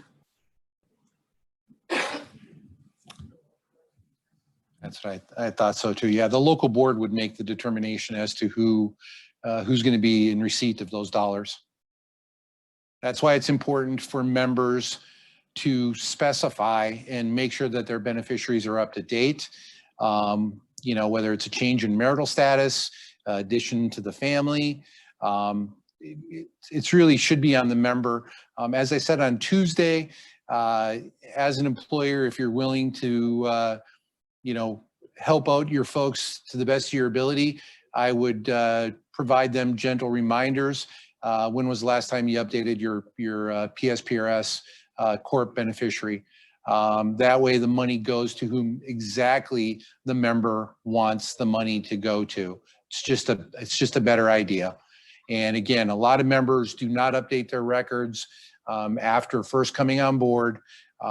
That's why I'm pretty much a broken record about beneficiaries. It's important. It's their money, and let's hope we pay it to the people that they wanted it to go to.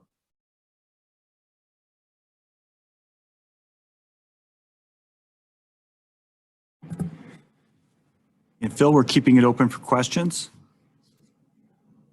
So please allow. We're going to give it about 20, 30 seconds for additional questions.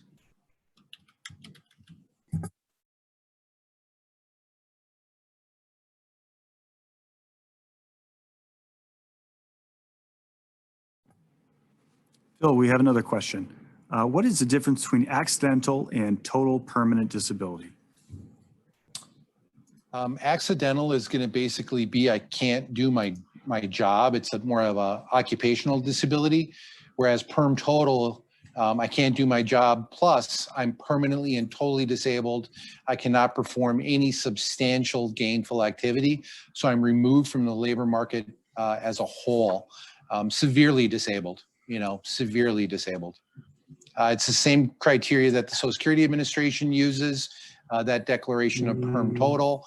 Again, from a local board perspective, if the applicant feels that they're perm total, but the doctor is kind of indicating that, well, you can't do your job, but there are other jobs that you can perform, maybe on what Robert said earlier, that local board secretary can provide some counseling saying, I understand your situation, but you don't necessarily fulfill the statutory requirement of perm total because, again, your doctor feels that there are other jobs that you can perform.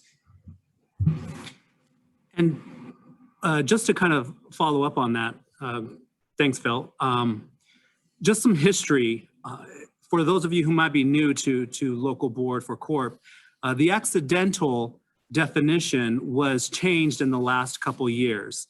And so with the accidental disability, there was a lot more stringent requirements on eligibility in that it had to be directly related to work, it had to be directly related to inmate contact, etc. And so individuals from the perspective of an accidental and a total and permanent may both obviously have work-related injuries, but you would have an individual who may not have qualified for one type or another. So with the recent amendment to accidental disability, kind of making it almost in line to public safety in that you merely have to have an injury that occurred in the line of duty and that prevents you from doing a reasonable range of duties in your job, we kind of see that this total and permanent benefit almost becomes almost obsolete to some degree because total and permanent calculates exactly the same as an accidental. And yet there is a higher threshold for eligibility, meaning that you have no gainful employment. So if an individual has a work-related injury and it's been determined that it's a work-related injury and they cannot do their job, a high majority of individuals are probably going to be going down the accidental disability application process versus a total and permanent. Thank you, Robert. And we have one more question in the queue. If a member applying for disability does not have 36 months of service, how is the benefit calculated? Well, I believe it would be based on the average for the amount of time that they actually have in that average salary, whether it's 24 months, 28 months.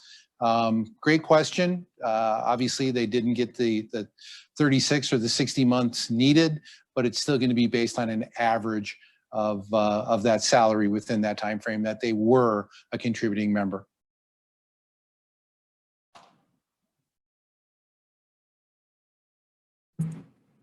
Excellent. And with that, we are going to take a break. Thank you. When we're back, Joann Lowey is going to cover CORP return to work and the alternative contribution rate. Joann? Hello, everyone. I certainly hope the information being presented is helpful to you all because we are enjoying these presentations that we're doing here. So we're going to discuss CORP return to work. And keep in mind that anytime a retired member is rehired, there is a local board that needs to review that return of a retired member to employment. I know it sounds complicated, but let's see if we can break it down in a different manner. And thank you to Bonnie for reviewing and providing her input on this subject.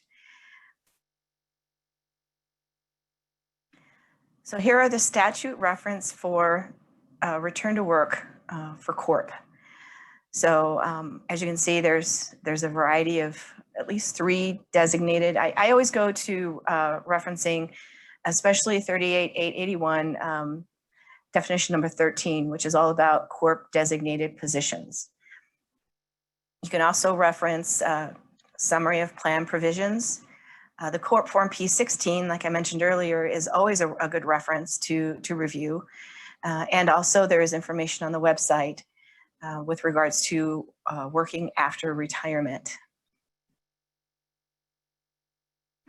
So I'm calling this a cycle of hiring a retired member because, like I mentioned, anytime a retiree is rehired, the local board should be reviewing that return to work.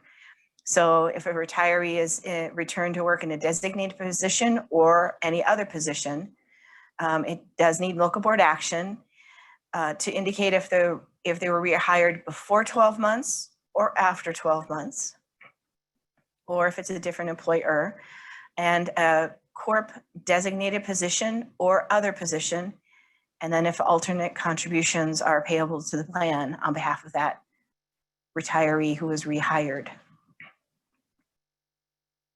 So our first stop on this journey through return to work is going to be return to work, same employer, designated position after 12 months. So the 12-month requirement is listed in that statute, and it's where a employer hires a retired member. They're reemployed with the same employer in a designated CORP position. Again, that's part of the definitions, number 13.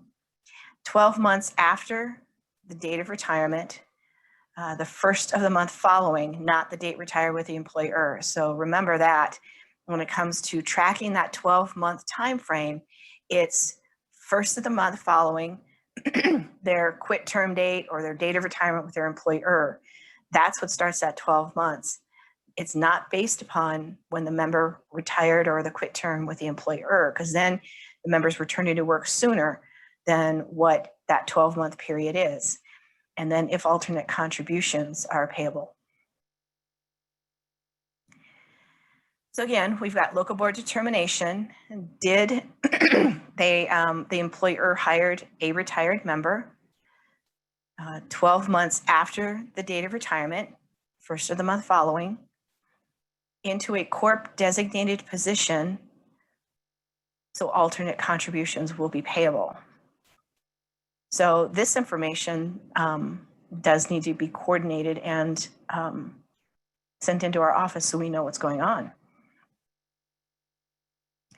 The next part of the return to work for CORP is return to work, same employer, before the 12-month period.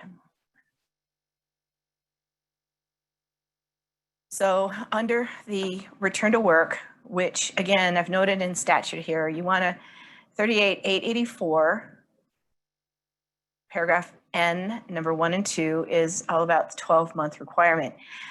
Personally, I always, when I'm talking to somebody about the return to work, the first thing I am doing is I'm pulling up statute because I want to see how it's worded. And I want to have that reference handy whenever I am actually discussing that topic regarding with a member or trying to figure out what type of process I need to do with regards to this return to work. Again, the employer hires a retired member. So they're reemployed with the same employer in a designated position 12 months before the date of retirement. It's really tough to kind of say that, but it's 12 months before that. It's from their date of retirement, first of the month following, but they get hired before they hit that 12-month mark of receiving a pension. So that when that happens, that means that the member has not met the initial requirement of sitting out before that 12 months of, especially with same employer, because that's the key here too, is same employer. And then whether alternate contributions are going to be payable.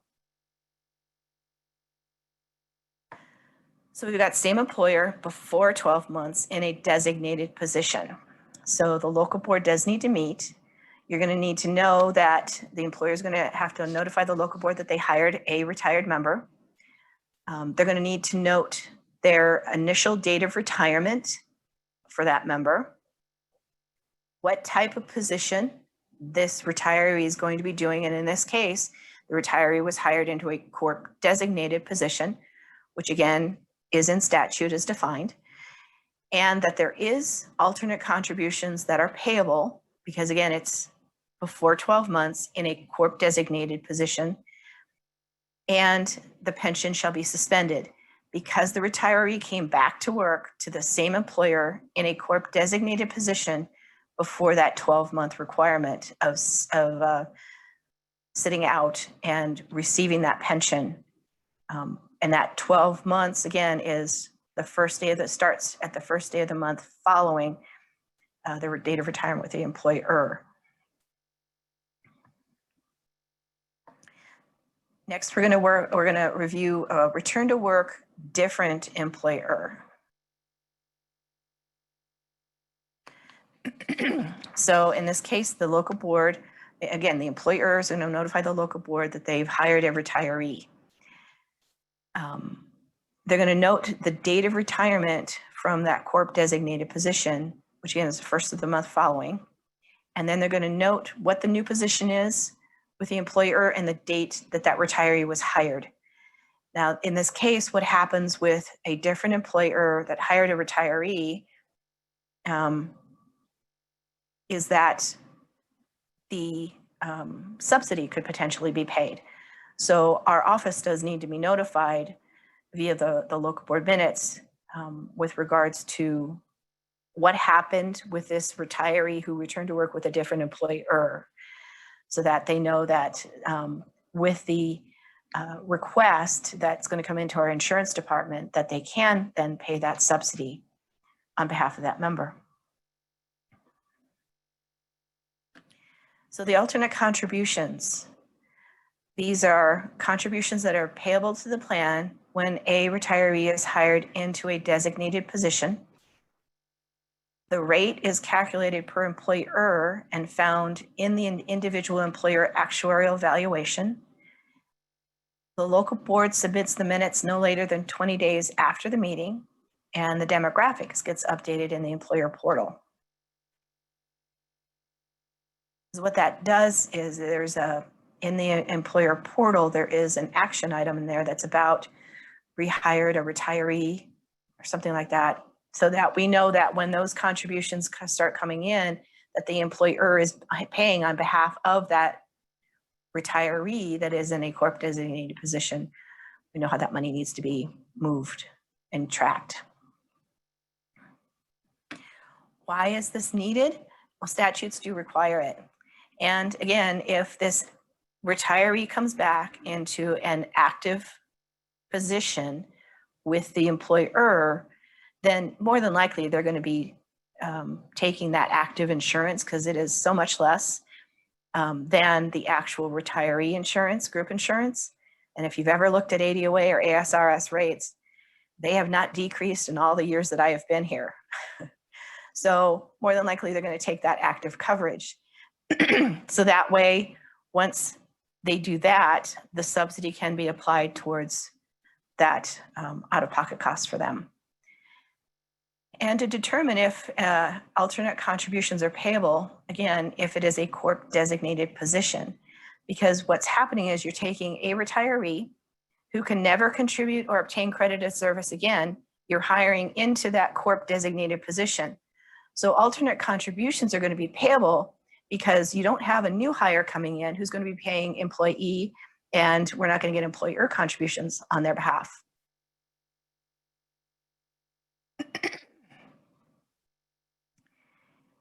And while subsidy has was changed. The statute about subsidy was changed in September of 2013. It is, please be sure to review these return to work timely. While there is retro subsidy that may need to be set up, we need to review that information and determine if our office, what type of determine payment regarding the subsidy for that member. And also to keep in mind that if a retired member changes positions while reemployed, the local board does need to review that retiree changing positions also. It's not just a matter of the retiree is now hired, it's what position is that retiree holding while he is being reemployed by the employer.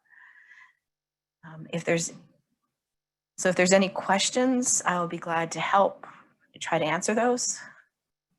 I know this is a quick group of slides. There's thankfully CORP return to work is a bit less challenging than public safety. So I'll be glad to help with any questions.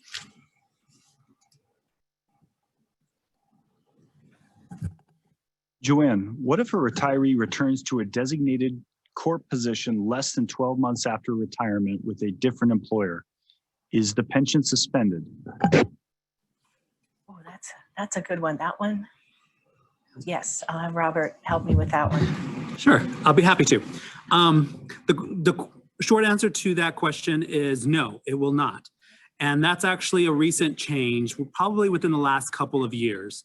So for some of you local board members and employers who are online who may have been participating in CORP responsibilities for many years, return to work provisions indicated that return to work into any designated position was a return to work violation. And so it didn't delineate between whether it was the employer the individual retired from or not. And so for many years you had to stay 12 months out of any designated position with any employer.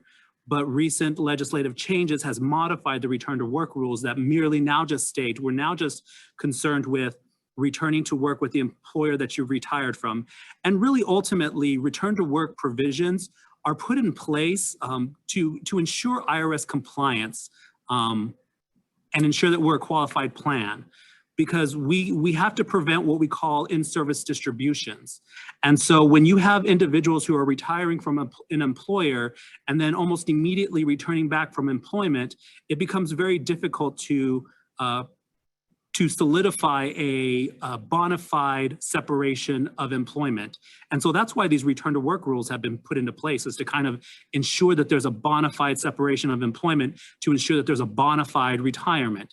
And so with the changes recently in CORP, we're now just really looking at employer from which the member retired from. And so to answer the question is no, it wouldn't suspend if they went from, let's say, I went from the Department of Corrections, the State Department of Corrections as a corrections officer, and then was hired with the Maricopa County Detention, which is also a CORP participant. There would not be a return to work violation if that individual was to start with Maricopa County the following month or even the following week from retiring from the Department of Corrections. But to that point, the incoming local board should still be reviewing employment actions taken by employers when there's any instance in which a retiree out of the plan is being hired into a designated position. Because one, we just want to, again, ensure compliance with the law. But as Joann indicated, in those instances where we have a retiree now taking active health insurance, we need to ensure that those decisions or those actions were in compliance with statutes before we then proceed with providing for health subsidy for that insurance coverage.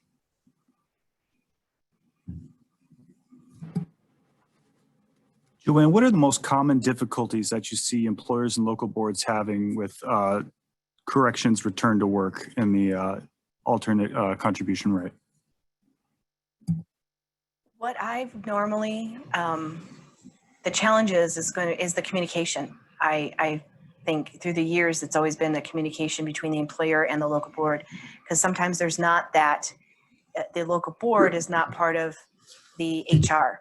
And so if there's that disconnect. So it's important for the employer to understand that our role here as a local board, we need your help. And so we need you to let us know when a retiree is rehired.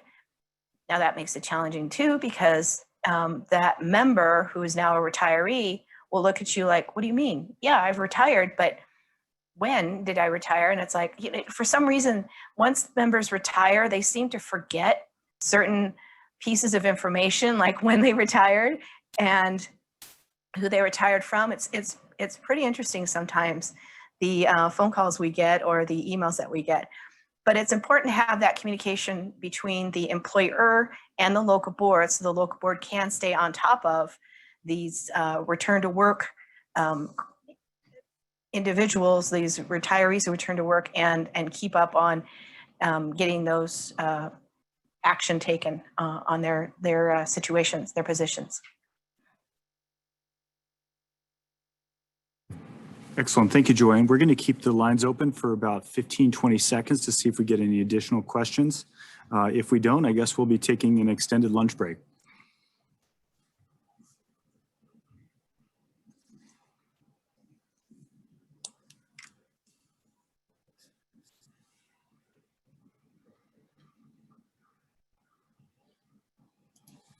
Excellent. Thank you, everybody. We'll be returning at 12:15, where Joann Lowey will be going over the disability application process.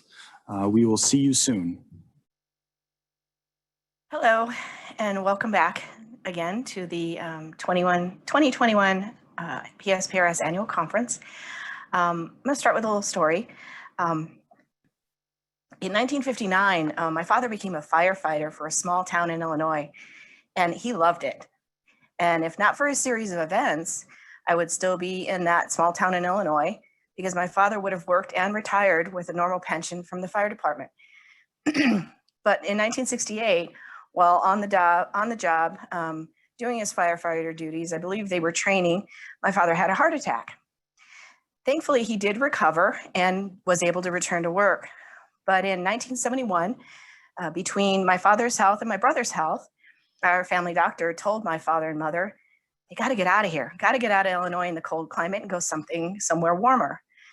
So my father applied and was able to retire with a disability from the fire department. And in 1972, we moved to Phoenix.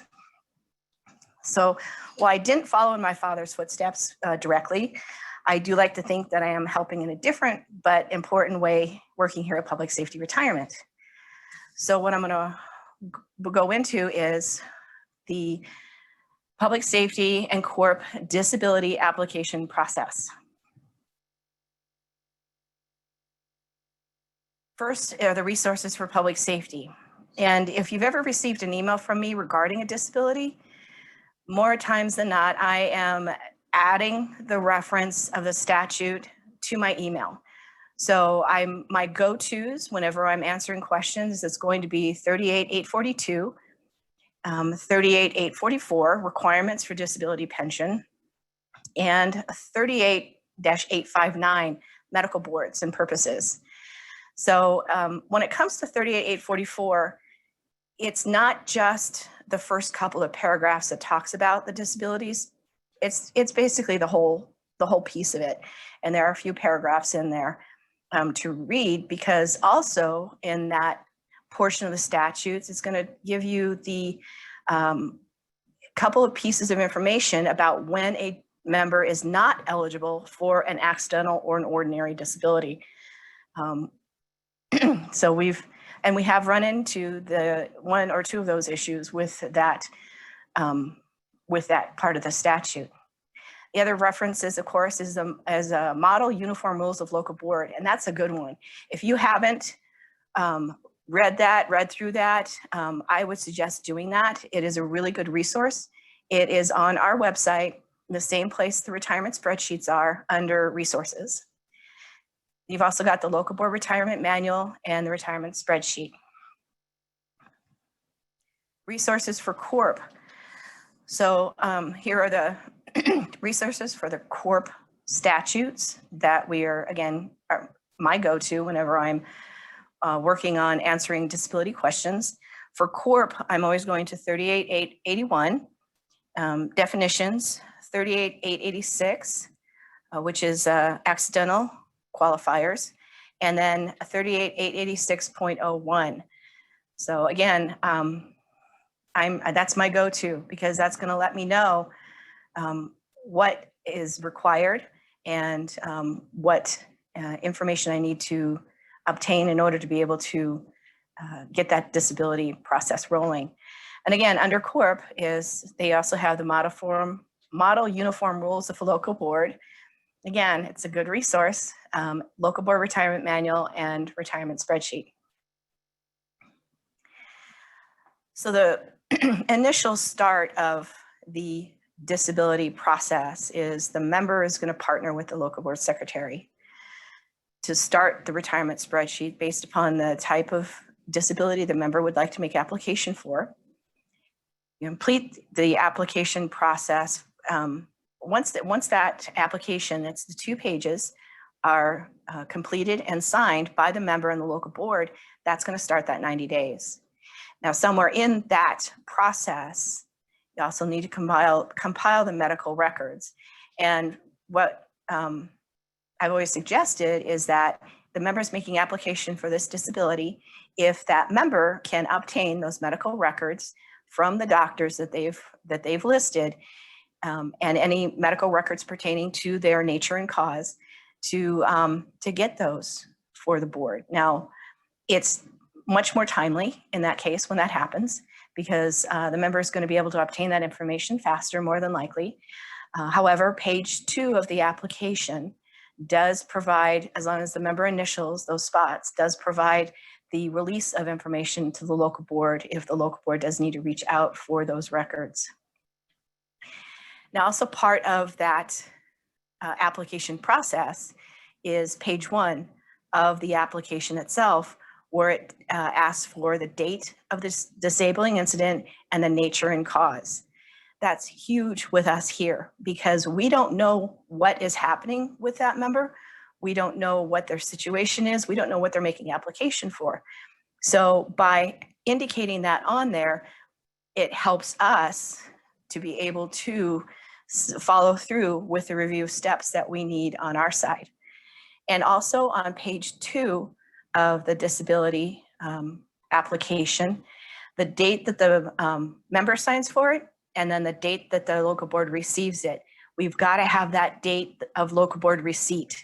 The moment you have that application is the moment you need to sign and date it, and also provide a copy to the member.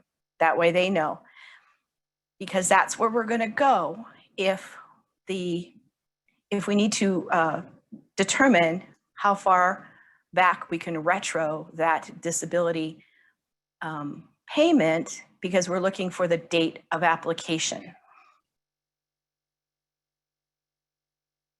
So in the retirement spreadsheets, I get a lot of questions about where are the applications for the disabilities, and they are in the retirement spreadsheets. So basically, once the retirement spreadsheet is open, depending upon the tier, up in the top part of the input tab, it has today's date. And just to the right of that, it's going to have these areas for public safety and CORP where it asks you to please select benefit type.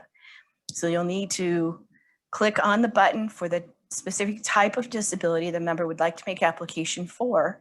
Once you've done that, then at the bottom of that Excel spreadsheet, you should see the appropriate forms that are aligned with the type of disability that the member wants to make application for. That's important because when you click on accidental disability, the appropriate questionnaire for the type of disability will appear also. And those questionnaires do need to be completed by the local board and by the IME doctor. And all the questions need to be answered, please. Even if on one of the questions is about drop. Well, if the member is not in drop, because of course they're making application for a disability, usually it's under 20. No, the member's not in drop or not applicable.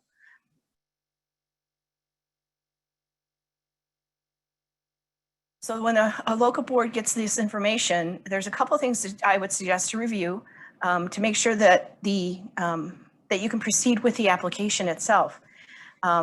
Is there timely application? Was the application received after the disabling incident? Or was the application received within 1 year from after date of termination? So a lot of times the member doesn't have to terminate to make application. However, sometimes that happens where the member does terminate and then they'll come back within that year and make application.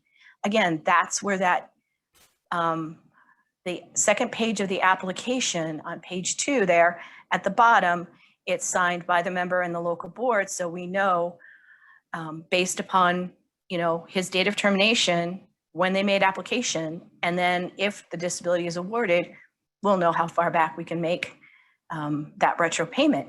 However, the other thing is, if the member did not make application within that year and they applied after their year, that first year of from date of termination, then the disability is not applicable. I mean, the local board does need to go through the process of accepting the application, but because the member made application after that year, they can deny that application because it didn't meet the eligibility. Medical support. Is there enough medical information to support the type of disability? And can the local board appoint a medical board or an IME? And remember, the medical board or an IME is a MD, medical doctor in all cases with regards to a review of the application itself if it goes to that point. And eligibility. Does the member qualify for a normal retirement? If the member qualifies for a normal retirement, then the ordinary disability is not available. And we have had that occur. We had a Tier 1 public safety individual who made application for an ordinary disability. The local board did go through the process and did award the ordinary. However, the member had met one of the 2 qualifiers of that normal Tier 1 retirement, which was 15 years and age 62. So the ordinary disability was not applicable. So the local board went through that process, but they didn't have to because the member already qualified for that normal retirement. So under CORP, we've got the 3 types of disabilities. The accidental and total and permanent are work-related, and the ordinary is non-work related. With the accidental disability, the work-related and incurred in the performance of the employee's duties. Now, if you look closely at what I've compiled here, all I've done is on each one of these is I went back to the definition of each one of them and broke it out. There's nothing unusual about what or different about the language. I'm just giving it to you in a different format. In each case where the definition comes into play, the local board does determine. So that's the reoccurring item in each one of these definitions that we've got for the different types of disabilities. CORP, total and permanent, physical or mental, prevents engaging in a gainful employment, and again, local board determines.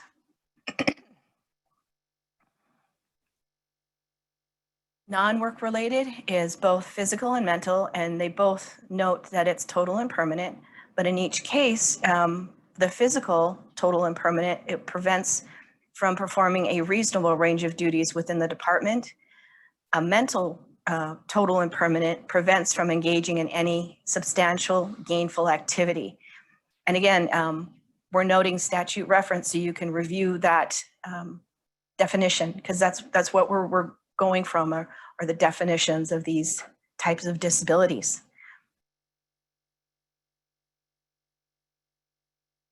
And under, if you actually go to, again, if you go to the retirement spreadsheet for each of those types of disabilities, If you look at the actual questionnaire, the questionnaire, there's a couple questions on each for the local board and for the IME doctor. Again, it's referencing that definition so that they can make that determination. Under public safety, the disabilities there's 4 of them. We've got accidental, catastrophic, and temporary, which are work related, and ordinary, which is non-work related. So the accidental disability for public safety is incurred in the performance of the employee's duties. And again, we got local board determines. It's for an accidental, it's both physical or mental. And it has the one item here, it's within the employee's job classification on this one. And again, there's the 4. Now, accidental can be under 20 years or over 20 years. And typically the accidental disability under 20 is non-taxable for the member's lifetime. The accidental disability over 20 is the first 50% at 20 years for tier 1 is non-taxable. And anything above that for the 2% or 2.5% is going to be taxable. And as the member does receive those COLAs, that taxable portion will increase over time.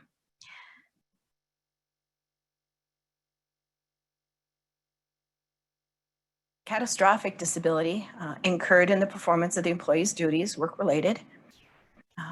It is a physical injury only, and the member is unable to engage in any gainful employment. And again, local board determines. A temporary disability, again, work-related. It's 12 months only, physical or mental, incurred in the performance of duties. And being that it's 12 months, it's actually calculated based upon the 12 months just prior to the disabling incident. So again, filling out those, the application portion of the disability, it's important to note the date that the disabling incident occurred and the nature and cause. And with that 12 months, you can't use the local board portal for the highest 3 because again, it's not the high 3, it's 12 months. So typically if you have a temporary disability, just reach out to me and we'll figure what time frame we'll need to use for that 12-month calculation. Ordinary disability. So with an ordinary non-work related, it's a physical or mental, and each one of them again has a specific determination, which is for a physical condition, it prevents from performing a reasonable range of duties within the employee's department, or a mental condition prevents from engaging in any substantially gainful employment.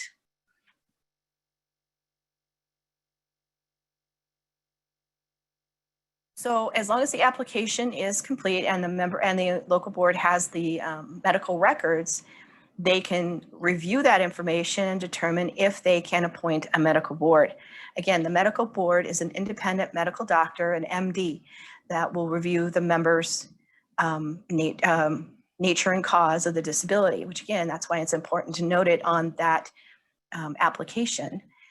Now, the medical board will then respond to the board and with a questionnaire and with a report that is answering and basically summarizing the meeting with the member, the nature and cause, and their determination. Now, what needs to happen after that is the local board will meet to review that determination. Now, there's instances where the IME notes that the member has a pre-existing. The medical records don't note that, and the local board is needing to determine how to clarify or how to resolve that conflict, because the IME is saying one thing, the medical records are saying another. So if you're going to be awarding the disability, we need to know how you resolve that conflict. And we need to know that in the local board minutes. So we need more than just approved on the local board minutes, because once we get it here, we don't know what the member situation is. We're reviewing this based upon the information that we're asking you to submit to us, which is the application, the local board determination form, the questionnaire, and the IME report, and the local board minutes. That's all we have to go on.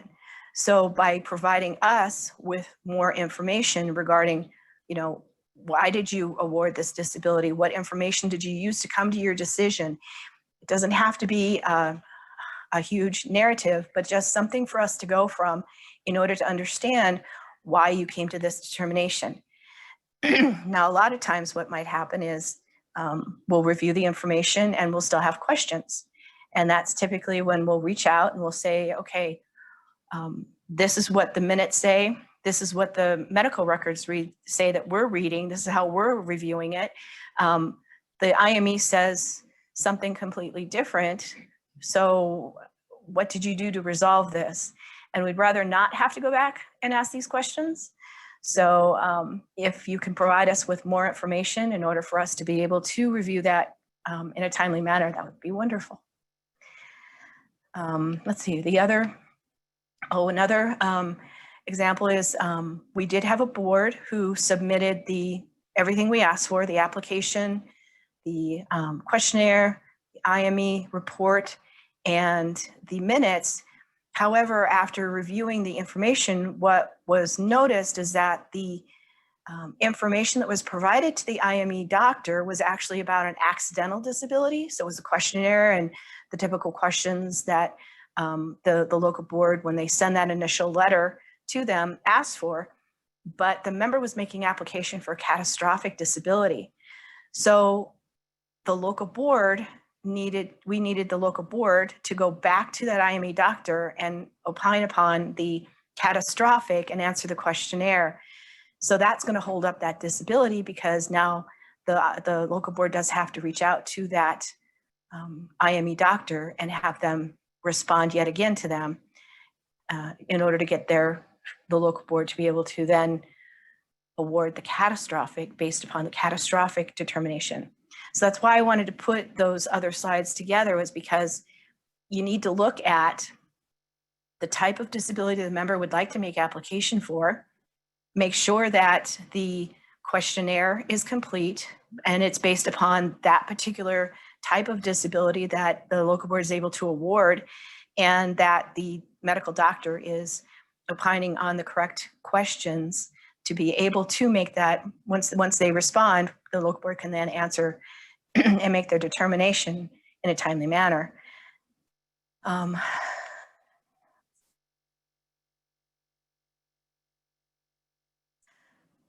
The other part of the statute, again, that I'm constantly referencing, especially this is for public safety, because under CORP it's in a different spot, but it's still the same information. The medical board is what evaluates a member's eligibility for disability. It's a designated physician or physicians working in a clinic. Again, it needs to be an MD. Other than an employer or a member's physician, again, independent. The local board would want that independent version of view of what's happening and that determination, and not base it upon what potentially has already been, especially on the members. Because if the member's doctor is saying, yes, you should go out on a disability, by getting that independent view, you've gotten a better idea of whether or not you can award that disability. Finding of a disability based upon the medical evidence reviewed by the physician appointed by the local board. So again, that IME doctor needs to send that information back to the board, and then the board makes their determination from that information. Now, if there's any conflicts in that between the IME doctor's answers to the questionnaire and their report and the medical records, then the local board does need to try to resolve that conflict, or they'll have to go back to that IME to ask for more information or an amendment to their questionnaire and to their letter, or If that conflict cannot be resolved, it may result in appointing another independent doctor to review in order to get that conflict resolved. So again, the physician is a medical doctor, an MD or a DO, including that when a mental condition is actually applied for with regards to the disability. Draft local board minutes with detailed information noting why the board awarded or denied the disability is really key for us here. Because again, we don't know the situation. We don't know what's happening. I had a board who said denied based upon statutory requirements. Okay, what requirements were you looking at? Because there's quite a few that could apply. And so we need to know which statute are you referencing, and then why are you deciding to deny it? And again, like I was stating earlier, the P5EE page 2 and C5EE page 2, really, it does need to be signed and dated by the member and by the local board. That's key for us here, knowing that, number one, you've met the 90 days from the date of application, that the board has met in some manner to accept that application. And if down the road that application is awarded, then we can determine based upon the member's term date, can it be retroactively paid? Or if the member hasn't termed, we'll know, at what point the member does need to receive payment. And again, the first effective date is the first month following the member's date of termination or retirement. So what is submitted to us? And it's similar for both CORP and public safety. The application, the local board determination. That local board determination is completed by the local board and signed by the local board to let us know that they've awarded the disability and what month we need to start paying. That date is going to tie out to the Form P12 or the Form C12. The questionnaire, the IME report, and draft of local board minutes. And it's helpful if those drafted local board minutes are completed and sent in with the application. Those minutes come detached, then and usually we're searching around for them because the minutes go someplace other than with the retirement documentation that comes in for retired members. So where to find the resources? It's at psprs.com, forms and resources, and then resources. The local board retirement manual is there, summary of plan provisions, the statutes, the model uniform of rules, the spreadsheets, and common change forms. And again, where to send the retirement packets. Again, the retired members department has put together this new email address for all of the retirement packets to be emailed to. And again, the sooner you can get to us before the 10th is helpful, because we have to take that extra step of reviewing that disability to ensure that when it was awarded following statutes. And I am here to help with any questions regarding the disabilities themselves. So if there's any questions. Joann, there's more than a few questions here, so let's get it going here. We're going to take questions in the order in which they've been received. Question number 1, do most local boards allow the member to provide their own medical records for disability retirement? Are there any concerns that the member may not provide a full medical record? There is.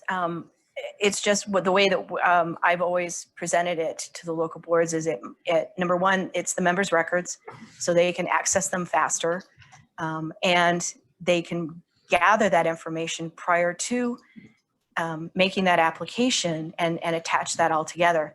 Now, it's up to the board to review that information, but if they find that there's not enough information, the board can always table that decision and request the member to provide further information.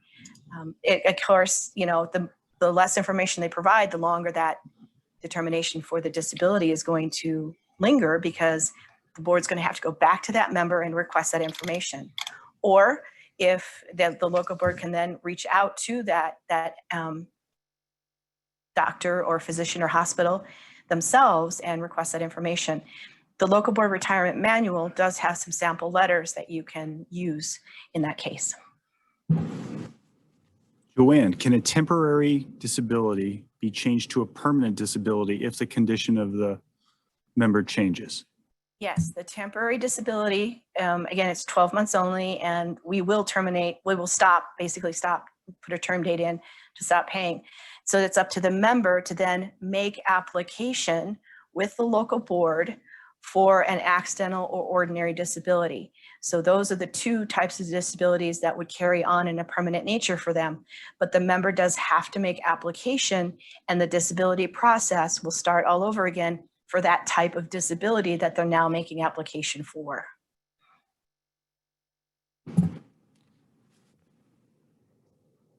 Joann, once you've received the paperwork for an ordinary disability retirement, assuming it's got everything that you need in that packet, how long does it take for PSPRS to go through the process of processing that determination and making a pension payment? Well, that's a good question, because it really does vary depending upon the how many disabilities we have and the schedules of the individuals who are reviewing it, because it comes into retired members. We've got an individual who will review the information and move it on to the first review, and then, which is Bonnie, and then the second review is Robert right now. So it does go through those steps. So usually it's going to take us, I couldn't even tell you how many days, because I can't remember when I was doing it, because those steps have to occur internally here before we can then enter the information into our system and get the member set up for payment. This is Robert. Joann, I just kind of wanted to piggyback on what she just stated. Just for some clarity for everyone, our intent here at PSPRS is when we receive retirement packets within the noted deadlines, if the intent is to establish payment for that particular month, we take every steps possible to ensure that the payments get initiated within that month. When it comes to a disability review, we do have to take those extra steps to review the completeness of the packet and ensure the decision's made in accordance with statute. So again, if everything is complete, if decision was made and the decision was made in accordance with state statutory provisions, then we would put the benefit in effect that month. There could be delay on whether or not we establish the benefit if there are, in fact, as Joann indicated earlier, conflicts within the documentation. We have minutes that don't provide full detail of how decisions were made, or there's not a complete record medical history that was used, or the decision that the local board made may not have been in compliance with statute. Then that's when the delays would occur. But for the most part, our intent is to ensure that pension payments are made within the month that we receive those particular packets. And we have a couple questions remaining, Joann. For clarification, is it correct to understand that the doctor that is performing an independent medical examination is technically counted as the medical board? Yes, it is. Yes. We refer to it on a couple different levels. Medical board, IME doctor, and those are the two we commonly refer to them here as.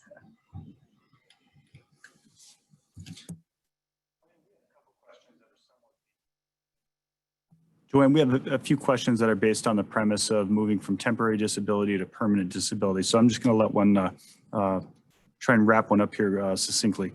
Is there a best practice between application for temporary and accidental disability? It says, I am starting to see a trend of members applying based on PTSD or other mental health conditions. The member may not have received enough treatment at the time of their application to determine a permanent and total disability, but they've been determined eligible for the temporary disability pension. At the conclusion of 12 months, are they permitted to again apply for an accidental disability? Yes, they can apply at the end of the 12 months or any period of time during that 12 months.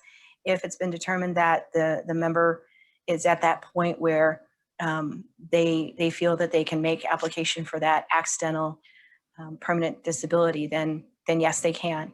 But definitely after the 12 months, they can make application. I'm not familiar, I think, with that 12 months, because the member has to terminate employment in order to receive that pension payment from us. So timely application for the accidental or ordinary is key to that member retaining some sort of pension payment from our office. And finally, we have one last question here before we break. And I think this is a question that also would be very well directed to our next speakers. But Joann, let's give it a try. Oftentimes a member may submit an application for disability when they're going through a disciplinary action. Could you talk a little bit about the complexities of this and trying to determine if the member really qualifies for a disability retirement? Yes, I guess it's seeking any sorts of advice for local board members considering applications under that general atmosphere of a disability and a disciplinary action. So the way that it's always been explained to me is that the local board does need to review each separately, but they need to make that determination on each type. So they need to review that disciplinary action and resolve that as best they can, and then move on to the disability and see if they can award it at that. But the ins and outs of the very more detailed information, I just don't have regarding that. It's just that they need to resolve first the disciplinary action, and then they can work on the disability portion of that. Excellent. Thank you, Joann. And that about does it for time. We are going to take a quick 5-minute break and return with Brian Moore and Stan Hoover, who are going to be giving local board members perspectives on the disability application process. Welcome back. We're here for our last presentation of the PSPRS Annual Local Board Employer Conference. Joining us is Trustee Brian Moore, a captain with the Phoenix Fire Department, and retired Phoenix Police Department Officer Stan Hoover. Both are members of local boards and have deep experience, and they'll be speaking about the disability application process.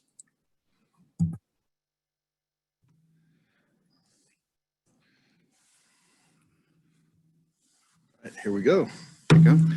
Hello, I'm Brian Moore. I've been a member of the Phoenix Fire Department for the last 27 years, currently serve as a captain on a heavy rescue squad. Was appointed by Governor Ducey to the Board of Trustees in 2019. Been happily serving for about a year and a half now. I've been an elected City of Phoenix Fire Pension Board member since 2006. We'll talk about pension board makeup, but there's 2 sworn members. I've been one of the 2 sworn members since 2006. Also serve on the Daisy Mountain Fire District. I'm currently chairman of the Fire District Board, and in that role I also serve as a chair of our local fire pension board, and that's incidentally how I got involved with PSPRS about 22 years ago when I was asked to be a citizen representative on the local fire pension board there in Daisy Mountain. Also vice president of United Phoenix Firefighters, IFF Local 493, where I serve as member benefits chair. My responsibility is pension related items, worker compensation, industrial injuries, cancer incidents and claims, healthcare, and our deferred compensation defined contribution supplemental program. Where in the City of Phoenix also serve as the vice chair of the $2.5 billion employee asset City of Phoenix defined contribution committee, or board, which consists of over, as I said, $2.5 billion in employee assets and about 16,000 participants in the plan. I was also in 2016 helped create the PSPRS defined contribution plan that resulted from pension reform at that time, and is for the tier 2 and tier 3 participants, as well as drop assets upon termination by a drop member, and still serve on that committee with PSPRS as well. Yeah, in the interest of speeding things up, I've got 3 things to talk about. I'm Stan the Man Hoover, former crime fighter extraordinaire. I did I did 36 years with the Phoenix Police Department. 23 of those, I was an elected pension board member. After retirement, I reached out and spoke with the FOP, and the FOP made me their pension oversight committee chairman.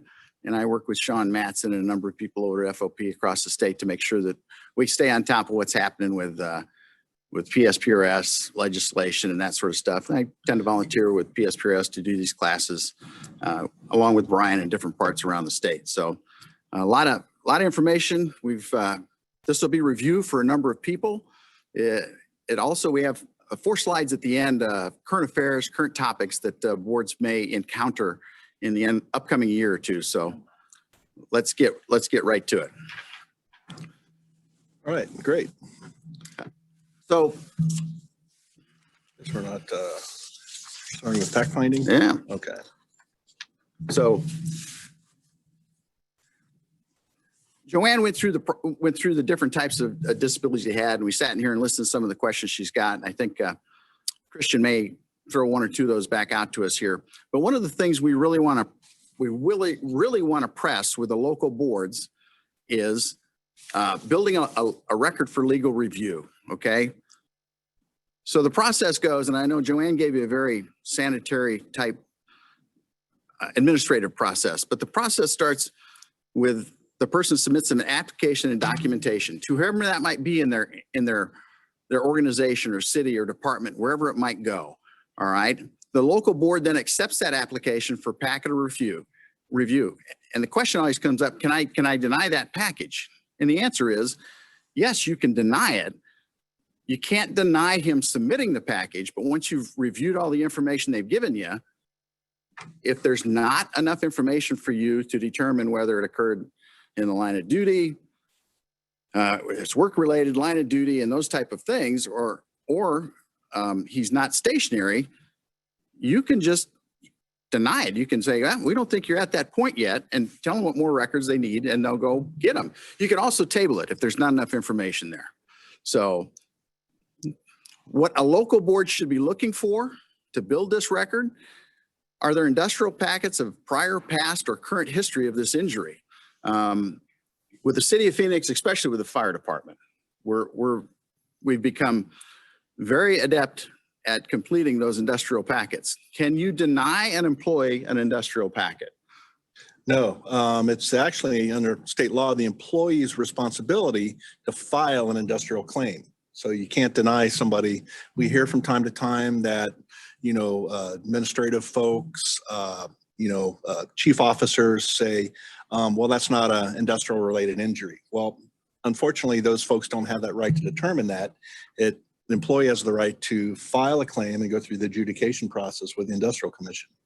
So let's take that point back up to the very first part, where I know in some of the smaller jurisdictions, it may be somebody from HR that takes this original application. They'll go, well, I don't know if you qualify or not. Well, it's not their place to determine whether they qualify or not. If somebody comes in, and we had it happen in Phoenix, where it was pretty obvious they weren't going to qualify for it, and they called us and says, look, he's not going to qualify for it. And we told him, give him an application. You cannot screen those as an employee of the municipality, the organization. Give him an application, let him start the process, let the board create a record as to why he doesn't fit for that. Same thing with the industrial packet. Let him fill it out, have him sign it down. If it's work related, fine. If it's not work related, or if industrial doesn't want to cover it, that's fine too. The other thing that the local members can do is help the civilian people with what departmental reports are pertinent, what memos, what internal investigations, what paperwork is created when you're injured. An industrial form is created. In the city of Phoenix, we have exposure forms. Mm-hmm. So industrial, exposure, all these forms are created.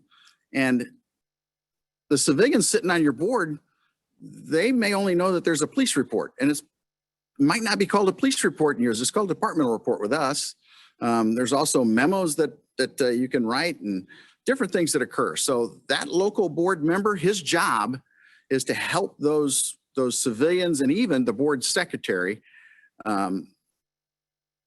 that doesn't quite understand all the paperwork within their department to help them find those records. Those are always very important. There's a history there. Yeah, so the local board member's responsibility even goes further to educate the member on what records are needed, because members may not really understand what all is necessary. They think it may just be information related to the current injury, but if there's been previous care and treatment, that's also important. And the board really can't move forward until all the records are in place and have been received. Right. So the question becomes, is this a new injury, or is there an injury history to it? Is it an injury that's been aggravated? I just spoke with a gentleman on Monday who was going through the disability process, and I said, well, tell me about the injury. He goes, well, I've had an open industrial thing on this injury for almost 8 years. I said, perfect. I said, make sure you get all those records. That shows that A, it occurred in the line of duty, B, that you've been seeking to come back, even though you went back to full duty and that sort of stuff. Then you re-injured it. In this case, you had a car accident, or you might have fell off a motorcycle. Don't want to hurt any motorist feelings, but might have fell off his motorcycle, and it aggravated the injury that was already pre-existing, that was already work-related. Now, he had a couple other serious injuries occur with that too. So find every medical record you can to help create that history. And sometimes it gets a little bit more complicated, because you may be looking at a record, and what I usually look for in the record is any kind of a gap. If I see a gap of 3 months, 6 months, that causes me concern. I want to know what was going on. Was there active medical treatment? Was there physical therapy being done? There should be some kind of medical record during that period of time. Yeah, was he back behind his bass boat skiing? Was he up in Colorado? What was he doing? And the other thing that I look for too is, if I see another physician referenced in there, but there's no record of that physician, we'll hold things up and request that specific physician records, because you'll see sometimes that from time to time, that maybe they sought some kind of treatment or assessment from another doctor, even though it may, be a statement that goes and reinforces the existing claim of, injury. I want to see that and, make sure that I have a, complete record. Right. And one of the questions at the end of Joann's presentation, and I thought she did really well. We were able to sit in here and watch most of it and listen to the questions. But one of the questions are the personal medical records related to the applicant important? Well, absolutely. The waiver that they sign says you get to go get those medical records. So if you're looking through a medical record, and I would ask people that come before the board, depending on how old the injury was or what was going on, the question is, hey, did your personal physician treat you for this? And if they say yes, then you say, I'd like those physician records. Because if the person tells his personal physician, I sprained my ankle sliding into second base, and he was treated for a week or 10 days for a sprained ankle, and now he's made an application that he stepped off the curb and sprained his ankle, we've got a conflict there. So all medical records you feel are pertinent. It's the applicant's burden to produce those records and convince you that they have this injury that occurred in the line of duty, totally and permanently prevents them from a reasonable range of duties, and to move forward with an IME. And one other point that goes along with that, from time to time, we'll see members that have had some pretty significant injuries, and they receive, extensive surgery, and they're in the rehab stage of their recovery, but the physician has not made or written any kind of a statement that says they're stable and stationary and reached maximum medical improvement.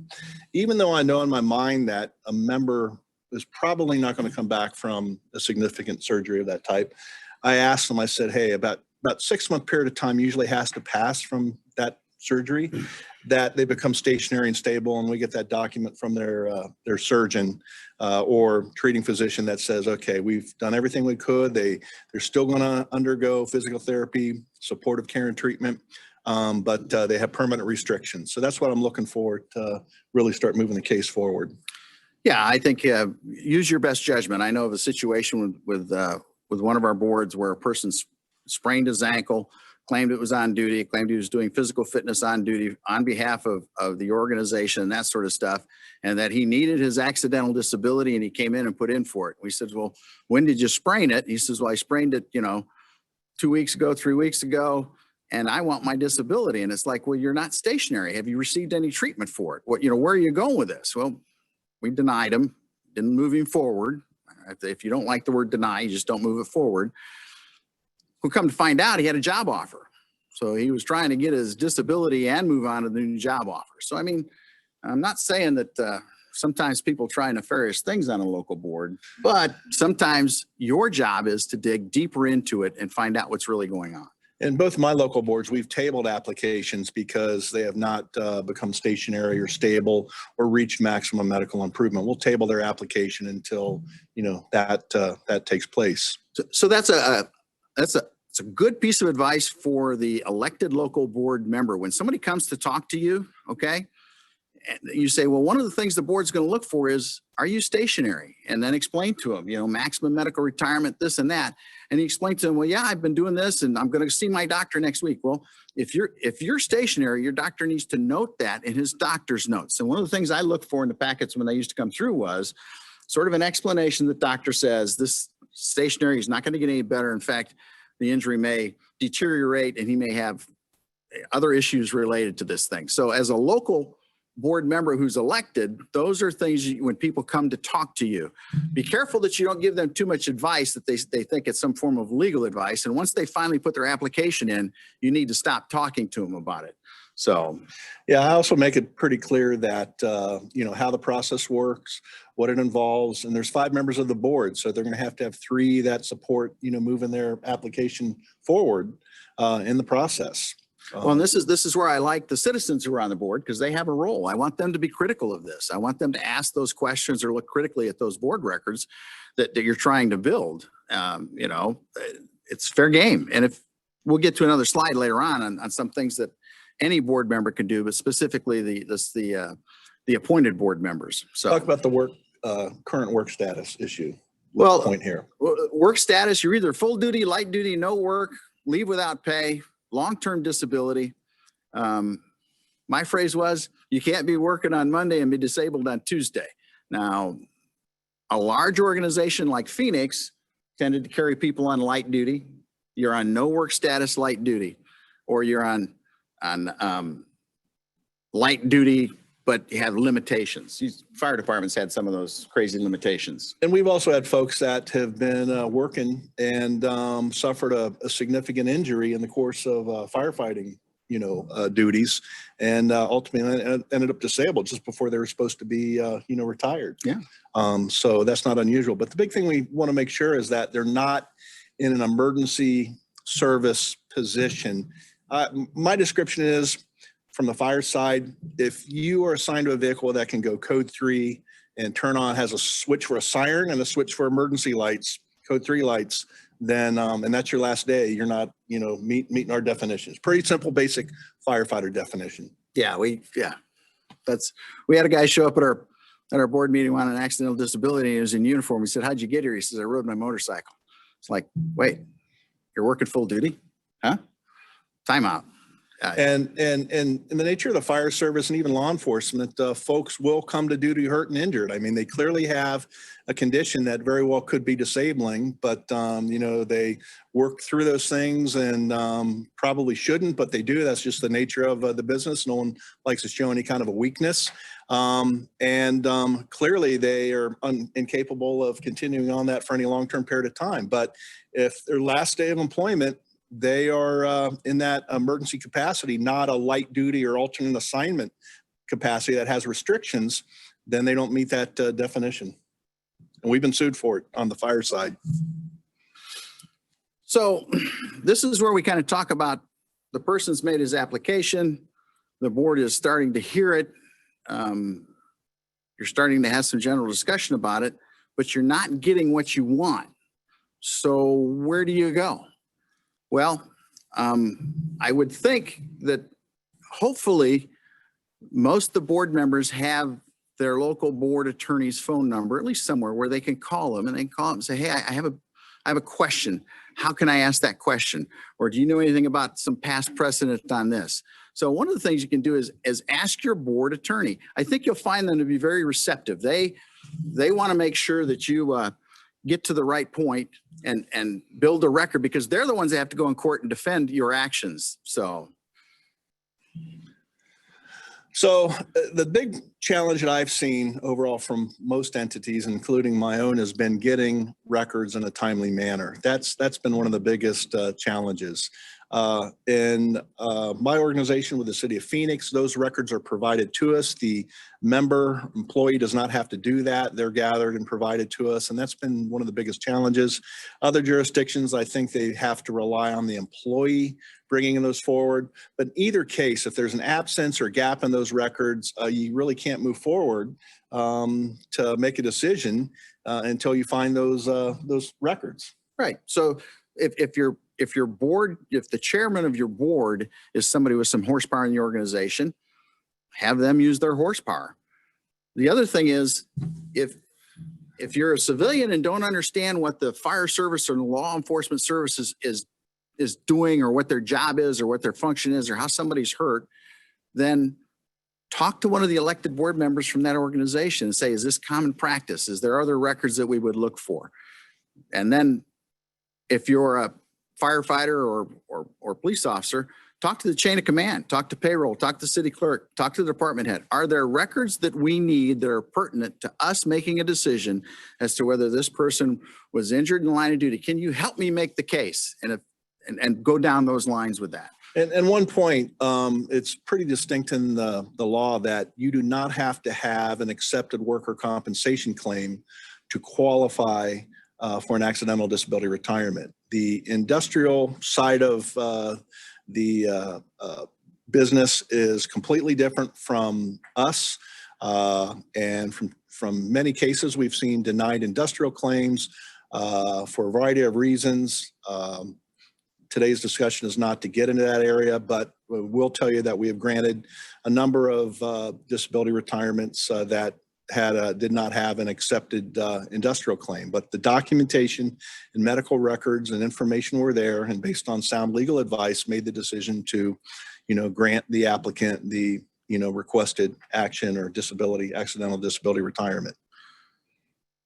So Brian talked on the last slide about if you saw a doctor's name in the records that he's reviewing or something like that, he wants those doctor's records. So I say, ask the applicant, hey, did Dr. So-and-so treat you? Yes. We'd like to get those records. Can we get those records? And if they balk or say no, or his office burned down, it's like, okay. So, then you as a board need to come up with a method or a way to try to recover those records of that information. But ask the applicant. If you don't understand something, it's fair game. Luckily, I hope you're all recording these, and I hope if it's a disability, you might have a court reporter there or something like that. But the appeal goes to the Superior Court, and unless the judge hears what you're asking and what you're looking for, he may not know what direction or what your doubts were. The other thing is, if you're worried about a question, you can ask the applicant. Call your local board attorney. How do I phrase this to get what information I want to get? And one of the other things that isn't mentioned on our slides is the pre-existing report at time of hire. It's just a report. Not all them. If there's something that's referenced in there that there is a pre-existing condition, then the board should ask for that information. But it should be the form from the physician that is conducting that exam. In many cases, it's one physician doing a pre-hire physical for the employer, but they also do the the pre-hire physical exam for the PSPRS, where it's just a document that should be in their file that you can look to. And that's one of the first things I look at to see if there is a pre-existing condition. Sometimes the members won't tell you about that when they come forward. And you look at that, and then you're going to need additional medical records surrounding that if the body part is the same thing mentioned in the pre-existing condition report, elapsed time.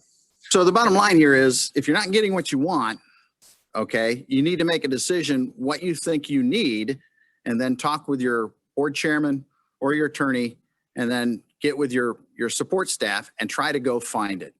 There have been situations in the past where boards have actually had the assistance of private investigators to go seek out information, either to make or not make a case. So, you know, those are all things that you should be working very closely with your chair or your board attorney, but be careful not to violate a quorum or something like that. So here's the last couple of slides we want to cover real quick. Brian and I talked about, and we had a brief discussion with Phil Coleman about some of the current trends or questions that are occurring. So here you go. So with PSPRS, there's actually no presumptions in state law for anything, okay? But that's specifically for cancer. But in the cases I've been involved with, I've been on a board where we've approved numerous accidental disability retirement applications for cancer.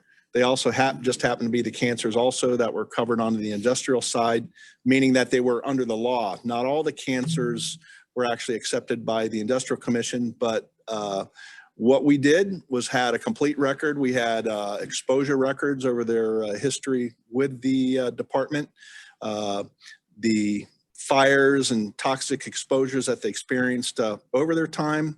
The medical record was thorough and complete, such as data diagnosis, the ongoing treatment, care, and so forth, as well as, you know, treating physicians who, you know, opined in the medical record that there appeared to be a correlation between the member's work as a firefighter and their toxic exposures and the cancer that they had.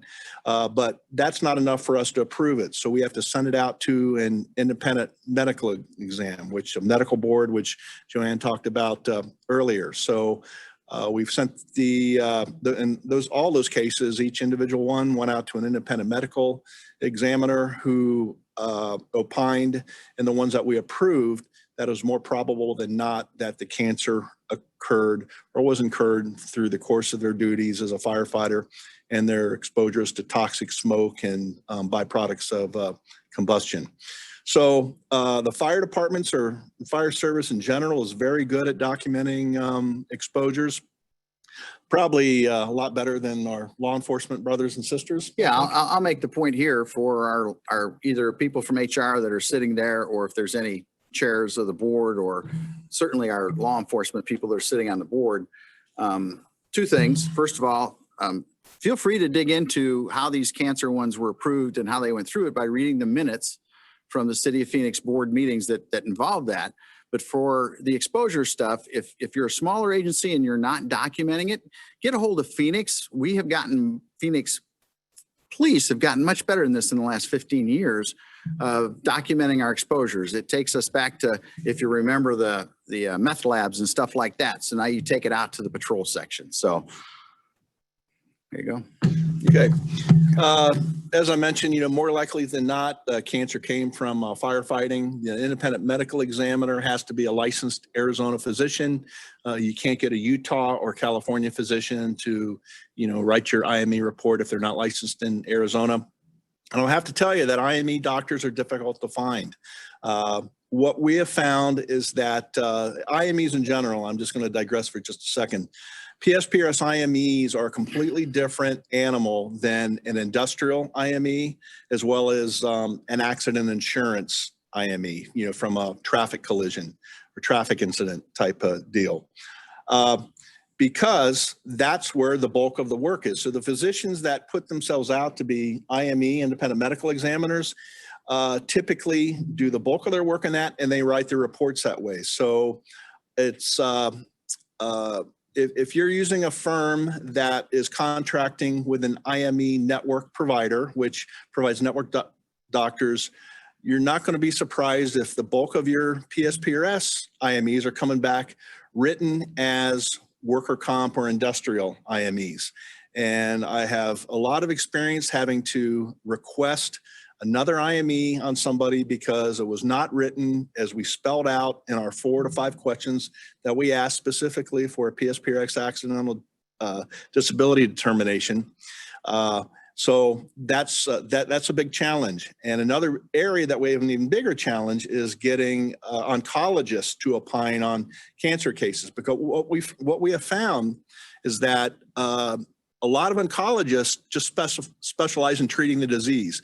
They don't know, they don't care where the disease came from. All they focus on is seeing a patient, treating the disease, and moving on to the next one. So it's a subspecialty area of folks that have an expertise, knowledge, and experience in occupational cancers for firefighters specifically. You ask 90% of oncologists, they don't even know what a firefighter does. They don't even know what their exposures are. So that lends to be a problem. So you have to do some searching for those subspecialty IMEs who have that experience in tracking occupational exposures to, toxic conditions that firefighters frequently encounter. So let's talk COVID-19. I threw this out to Phil and on an email and said, hey, have you had any questions on this? And of course he shared that, well, but why would we have questions on that? And asked for my input. So Brian and I got together. The Officer Down Memorial page reports that there were line of duty deaths related to COVID-19. It's 189. I thought our screen is covered there. I think it's 189. So now that's across the country. Their definition of line of duty death is different than our definition. They all have their own. I'm just making a statement. The Phoenix Police Department has had 566 confirmed cases among their employees, sworn and civilian. We have roughly, let's just say a round figure, including civilians, we've got about 3,000 people. So, and fire department? We've had 490 confirmed cases amongst our sworn members in Phoenix, and 410 industrial claims have been filed in those cases. And so that's a good point, though, is the Phoenix Police, as we learned from our brothers in the fire department, the Phoenix Police Department is now doing industrial forms if you're diagnosed positive with COVID-19. You guys, I think, have been doing them for a longer period of time. And Brian, you mentioned to me that we may be at greater risk than fire because you take standard precautions anyway. Right. Even when we were implementing our protective measures 3 months into it, I was still running on calls with PD officers without masks and any kind of, PPE, to protect themselves. So we're responsive is what it is. But the point is there's long-term, we don't know what the long-term effects for a COVID-19 illness, exposure, whatever it is. I understand there's damage to the lungs that can occur, right? So yeah, absolutely. So that was one of the things when the thing first started, the federal government said employers can provide paid leave. That sounded great. It just sounded like a little bit like the flu, maybe a little bit worse. But when more and more folks were diagnosed, the other effects became known, cardiovascular, lungs, pulmonary, blood clotting issues, strokes, and so forth. So at that point, we encouraged all of our members to file industrial cases, went through our city risk management, said, this is what we're going to be doing. Ultimately, the claims have been accepted. The Industrial Commission put out a statement that if there's if employees in public safety have potential causal connection to an exposure, that it should be thoroughly investigated, not dismissed immediately as, well, you got it someplace else.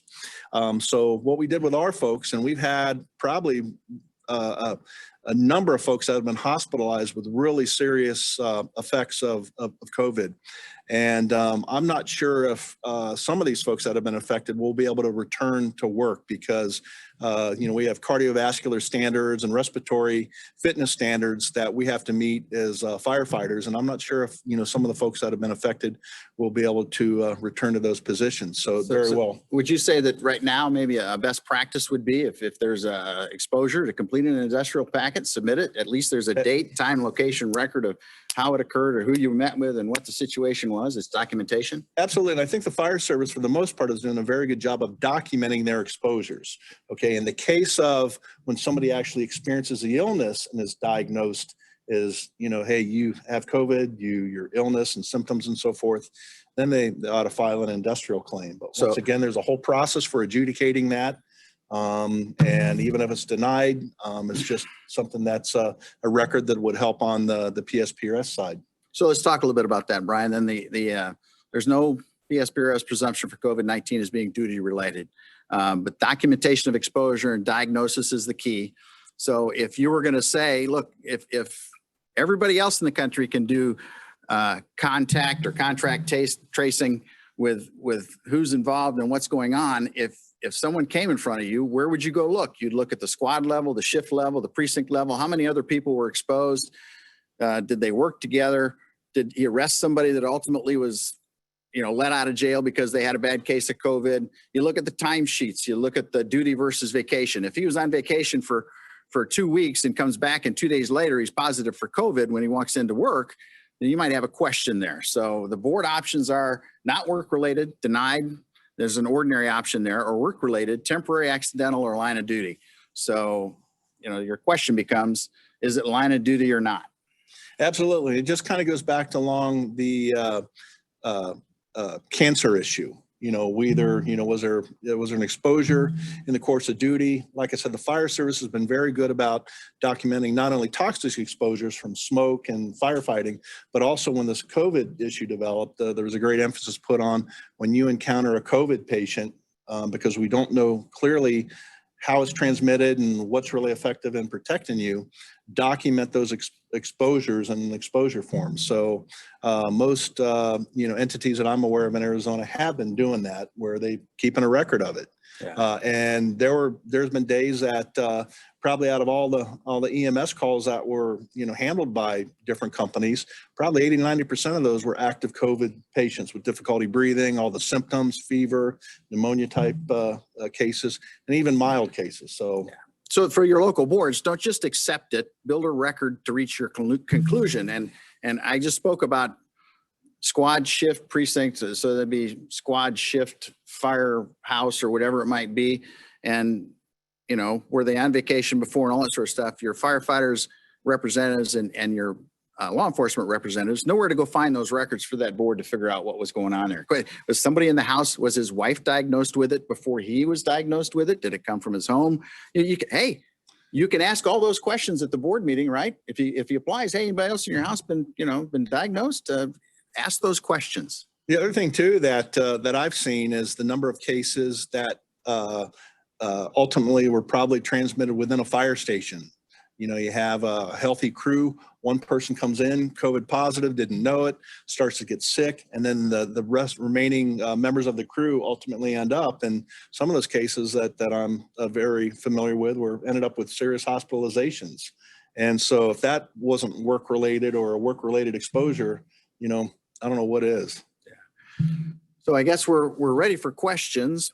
Okay, and I do want to throw down Phil Coleman here. I mean, we don't have a slide that's got Brian's a board member and he's still working. I'm there. So if you got a question about some of this that doesn't get answered here, go through Phil. He knows how to find both of us. And if he can't answer it, which he's gotten very good at doing, if he can't answer it, he'll reach out to one of us and either get an answer or direct us to call you back or get back with you, which we're more than happy to do. But one other point I want to make is that should you as a local board make a decision that is found not to be in compliance with state statute as far as your role and how the process is supposed to work, you will be asked by PSPRS to reconsider or have another board hearing. And I've had that happen 2 or 3 times in my 17 years on the City of Phoenix Local Fire Pension Board. So if we get it wrong or we made a misstep or interpreted something that we probably shouldn't have, it's handed back to us, and then we ultimately defer back to get additional independent medical evaluations if necessary, or ask for clarification from the IME physician that we did get. So yeah, it'll come back to you. Yeah, the good news and bad news is bad things might happen to you, but the good news is if you go through Phil and get back with us at the Phoenix Police and Fire Board, we've probably had that situation occur. We're more than happy to offer up some direction to either your legal counsel or to one of your board members to say, hey, why don't you start your discussion on solving your problem with this? So. Fellas, in order to stay in, I guess, relative timeframes, we should get started on our questions here. So I think we got quite a few questions piling up, so let's try and move quickly through them. Our first question has to do with seeking general advice on handling HIPAA requirements during board meetings, and specifically the use of executive session for medical records. Is there any, I guess, color you could provide on that? So the applicant can request to have their, case discussed in executive session if they so wish.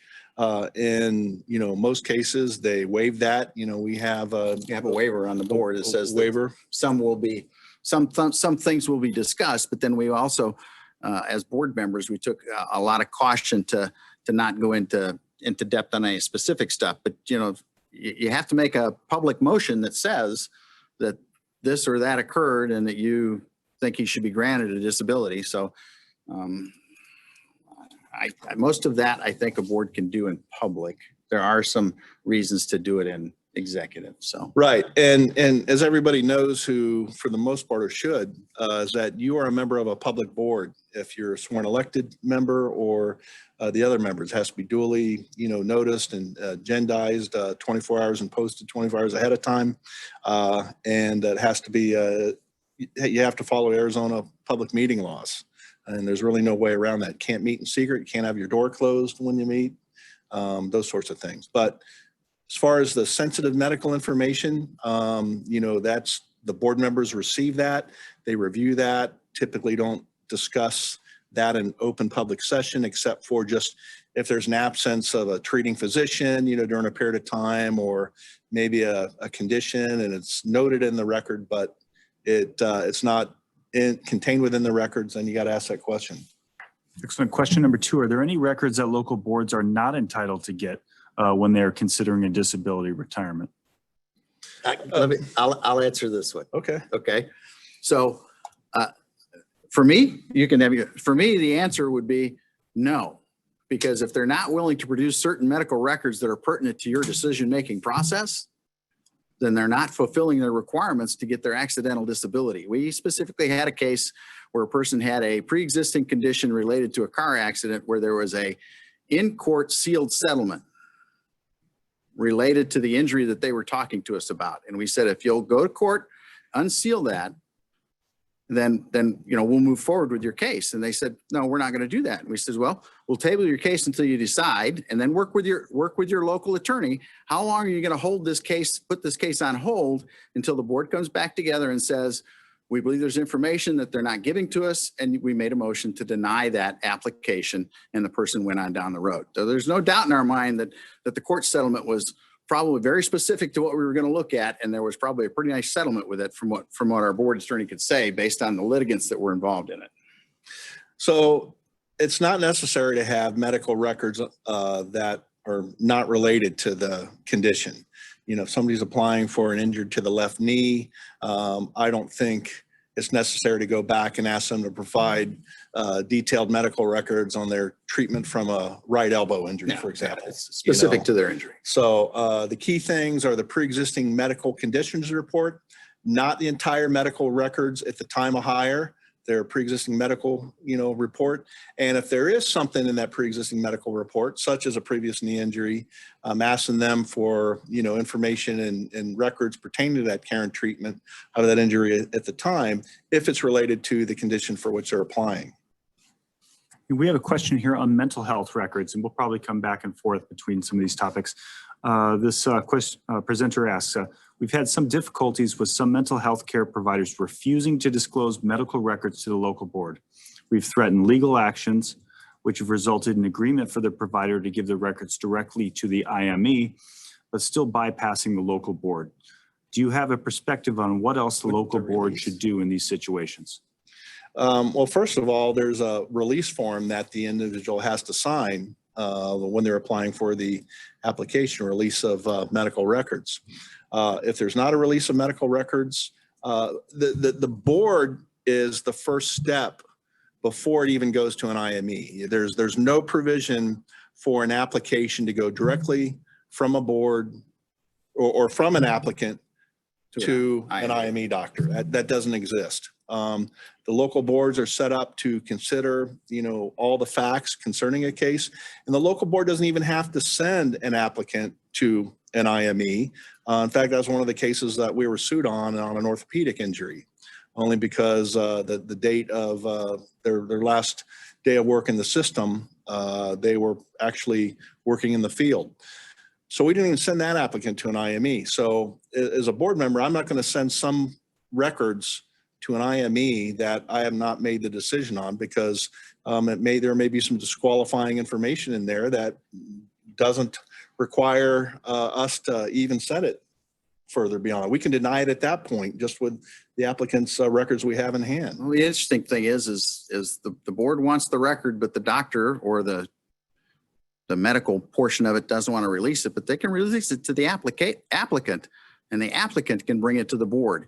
Once again, let's go back to, if you're not getting what you need, it's the burden is on the applicant to prove that they're disabled, not the board to prove that he's disabled, or sorry. Yeah, we have a few of these sort of discretion-related questions. So here we go. How do you handle a situation where a disability claim has been made and you suspect a pre-existing condition, although the employee did not identify this in their pre-employment evaluation? Well, I'm going to be looking at all the entire treating physician's medical records, because if there had been any kind of pre-existing condition, it's probably going to be noted in the treating physician's records, because there's going to be some imaging studies or something that may allude to the fact that there was a pre-existing condition. And if I look through the imaging studies and find out that there is an indication of some kind of a pre-existing condition, then I'm going to ask for that information. If it's not listed on the pre-existing medical report, there's other ways to determine that. And like I said, looking closely at the treating physician's records, he's going to indicate at some point there, or could, if not through direct assessment, could be through the imaging studies that are done on the orthopedic. So the question becomes to the applicant then, hey, you had a pre-existing injury here, was treated by, I assume, Dr. Who, and when was it? Was it a high school injury where there was a knee or something like that? And did they make it all the way through the academy running, 3 miles a day or whatever they did, or through tugging hose and rappelling and stuff, and they went back to full duty? The question then becomes, is there another initial significant traumatic event that causes that injury to be aggravated or re-injured? If it's just deterioration or deteriorative, or what do you want, degenerative type thing, then there's a little bit more. But ask them to go get the initial records. You can provide that, and then your IME can say, well, no, there was trauma here that pushed this along. He would have been fine without this fight. He would have been fine without falling off the roof. It's all fair game for discussion, and it's all fair game to make that applicant provide those records. Mm-hmm. What are the options for a local board if employer reports, memos, internal investigations, et cetera, seem to dispute the IME finding? Well, I would hope that they had those before and maybe had not sent that person out to an IME if they didn't think it was work related. But I guess one of the options would have been, usually the IME takes medical records, but if you think it's pertinent, you can ask an IME specific questions and or provide additional material. Here's what the applicant said when this occurred, or this or that, and you could ask the IME if he's willing to review it and to make some observations on it. Right. One of the things in Phoenix that we asked, are there any, is there any conflict in the existing medical records? Is there something there that is in conflict that you see, or is everything clear and straightforward? But in this case, that information, should have been disclosed ahead of time before they went to the IME. That's just, how I'll, answer that one. Yeah, and then if you think whatever road you're going to go down, make sure that you ask the right questions and that you're going down that road with your attorney understanding what record you're trying to build. Because if you give it to somebody and the newspaper comes in and wants to know why it was given to them, you've got a record to defend your actions. If you don't give it to them and he comes back, they come back and sue you, you've got a record to defend your actions. It looks like we have about time for one more question. Can an applicant have only a diagnosis without a treatment documented plan, and this be sufficient for a local board to grant a retirement? disability retirement. A diagnosis only. Let me refresh. I think I wasn't mic'd up as well. Can an applicant have only a diagnosis without a documented treatment plan? And can this be sufficient for a local board to grant a disability retirement? Well, first of all, a local board can't grant a disability retirement without sending the applicant to an independent medical exam. And that in the results of that independent medical exam coming back to the board, who then affirms or denies the accidental disability retirement. Just because it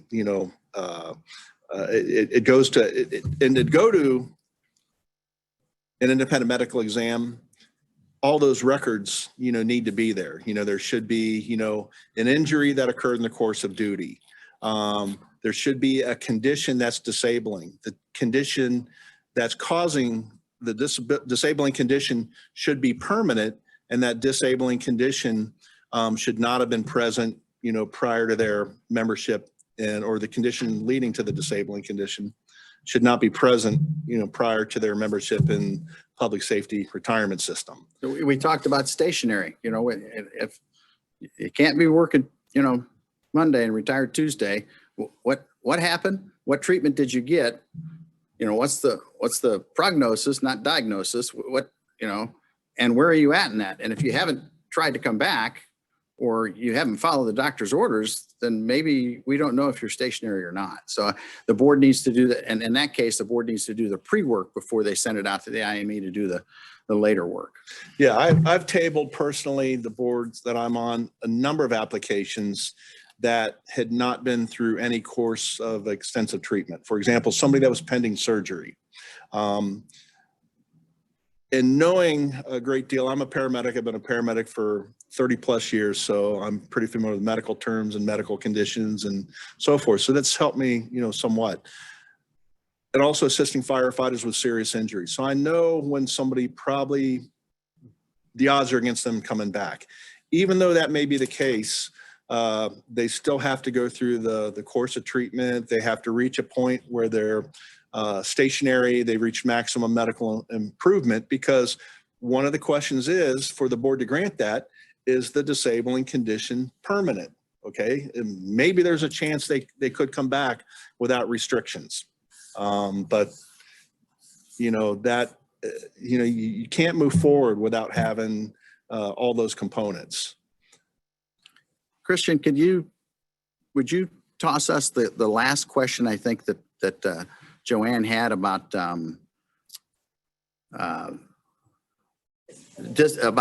a disability or discipline.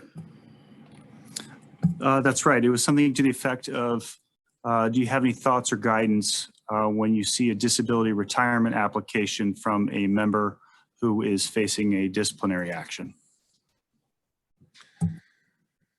Yes, we look at those very closely because number one, it could be an application result of the disciplinary matter only, but we also have to look at it closely to see if there is actually a condition that may also have a disciplinary component that goes along with it. So just because of the disciplinary, component that's involved, we're going to look closely at the application and look at the HR personnel related records, and also looking at the medical records as well. There are some court cases that are case law in Arizona pertaining to applicants that had both a disciplinary action taking place, as well as having a condition that I believe was disabling as well and was ultimately approved. So there is some case law with this. So once again, taking in all the information, having both sides, the injury as well as the personnel actions, and consulting with your local board attorney on these legal cases involving PSPRS, will help make that decision. So these can become very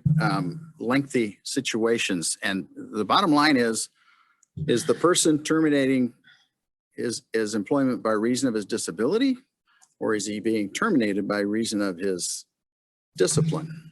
Okay, so that kind of needs to be worked through on that.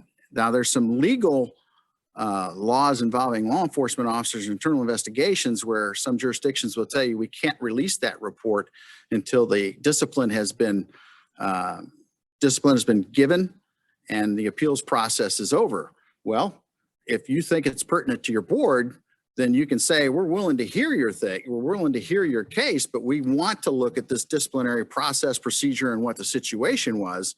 So we're going to table it until you finish that. And that can take a very long time. Excellent. Well, I think that should about wrap up the 2021 Annual Local Board and Employer Event. I'd like to remind all of our attendees and thank all of our attendees that PSPRS will be sending out a survey just in a few minutes after we wrap up here. So thanks again, and we will see you next year. Okay, thank you very much.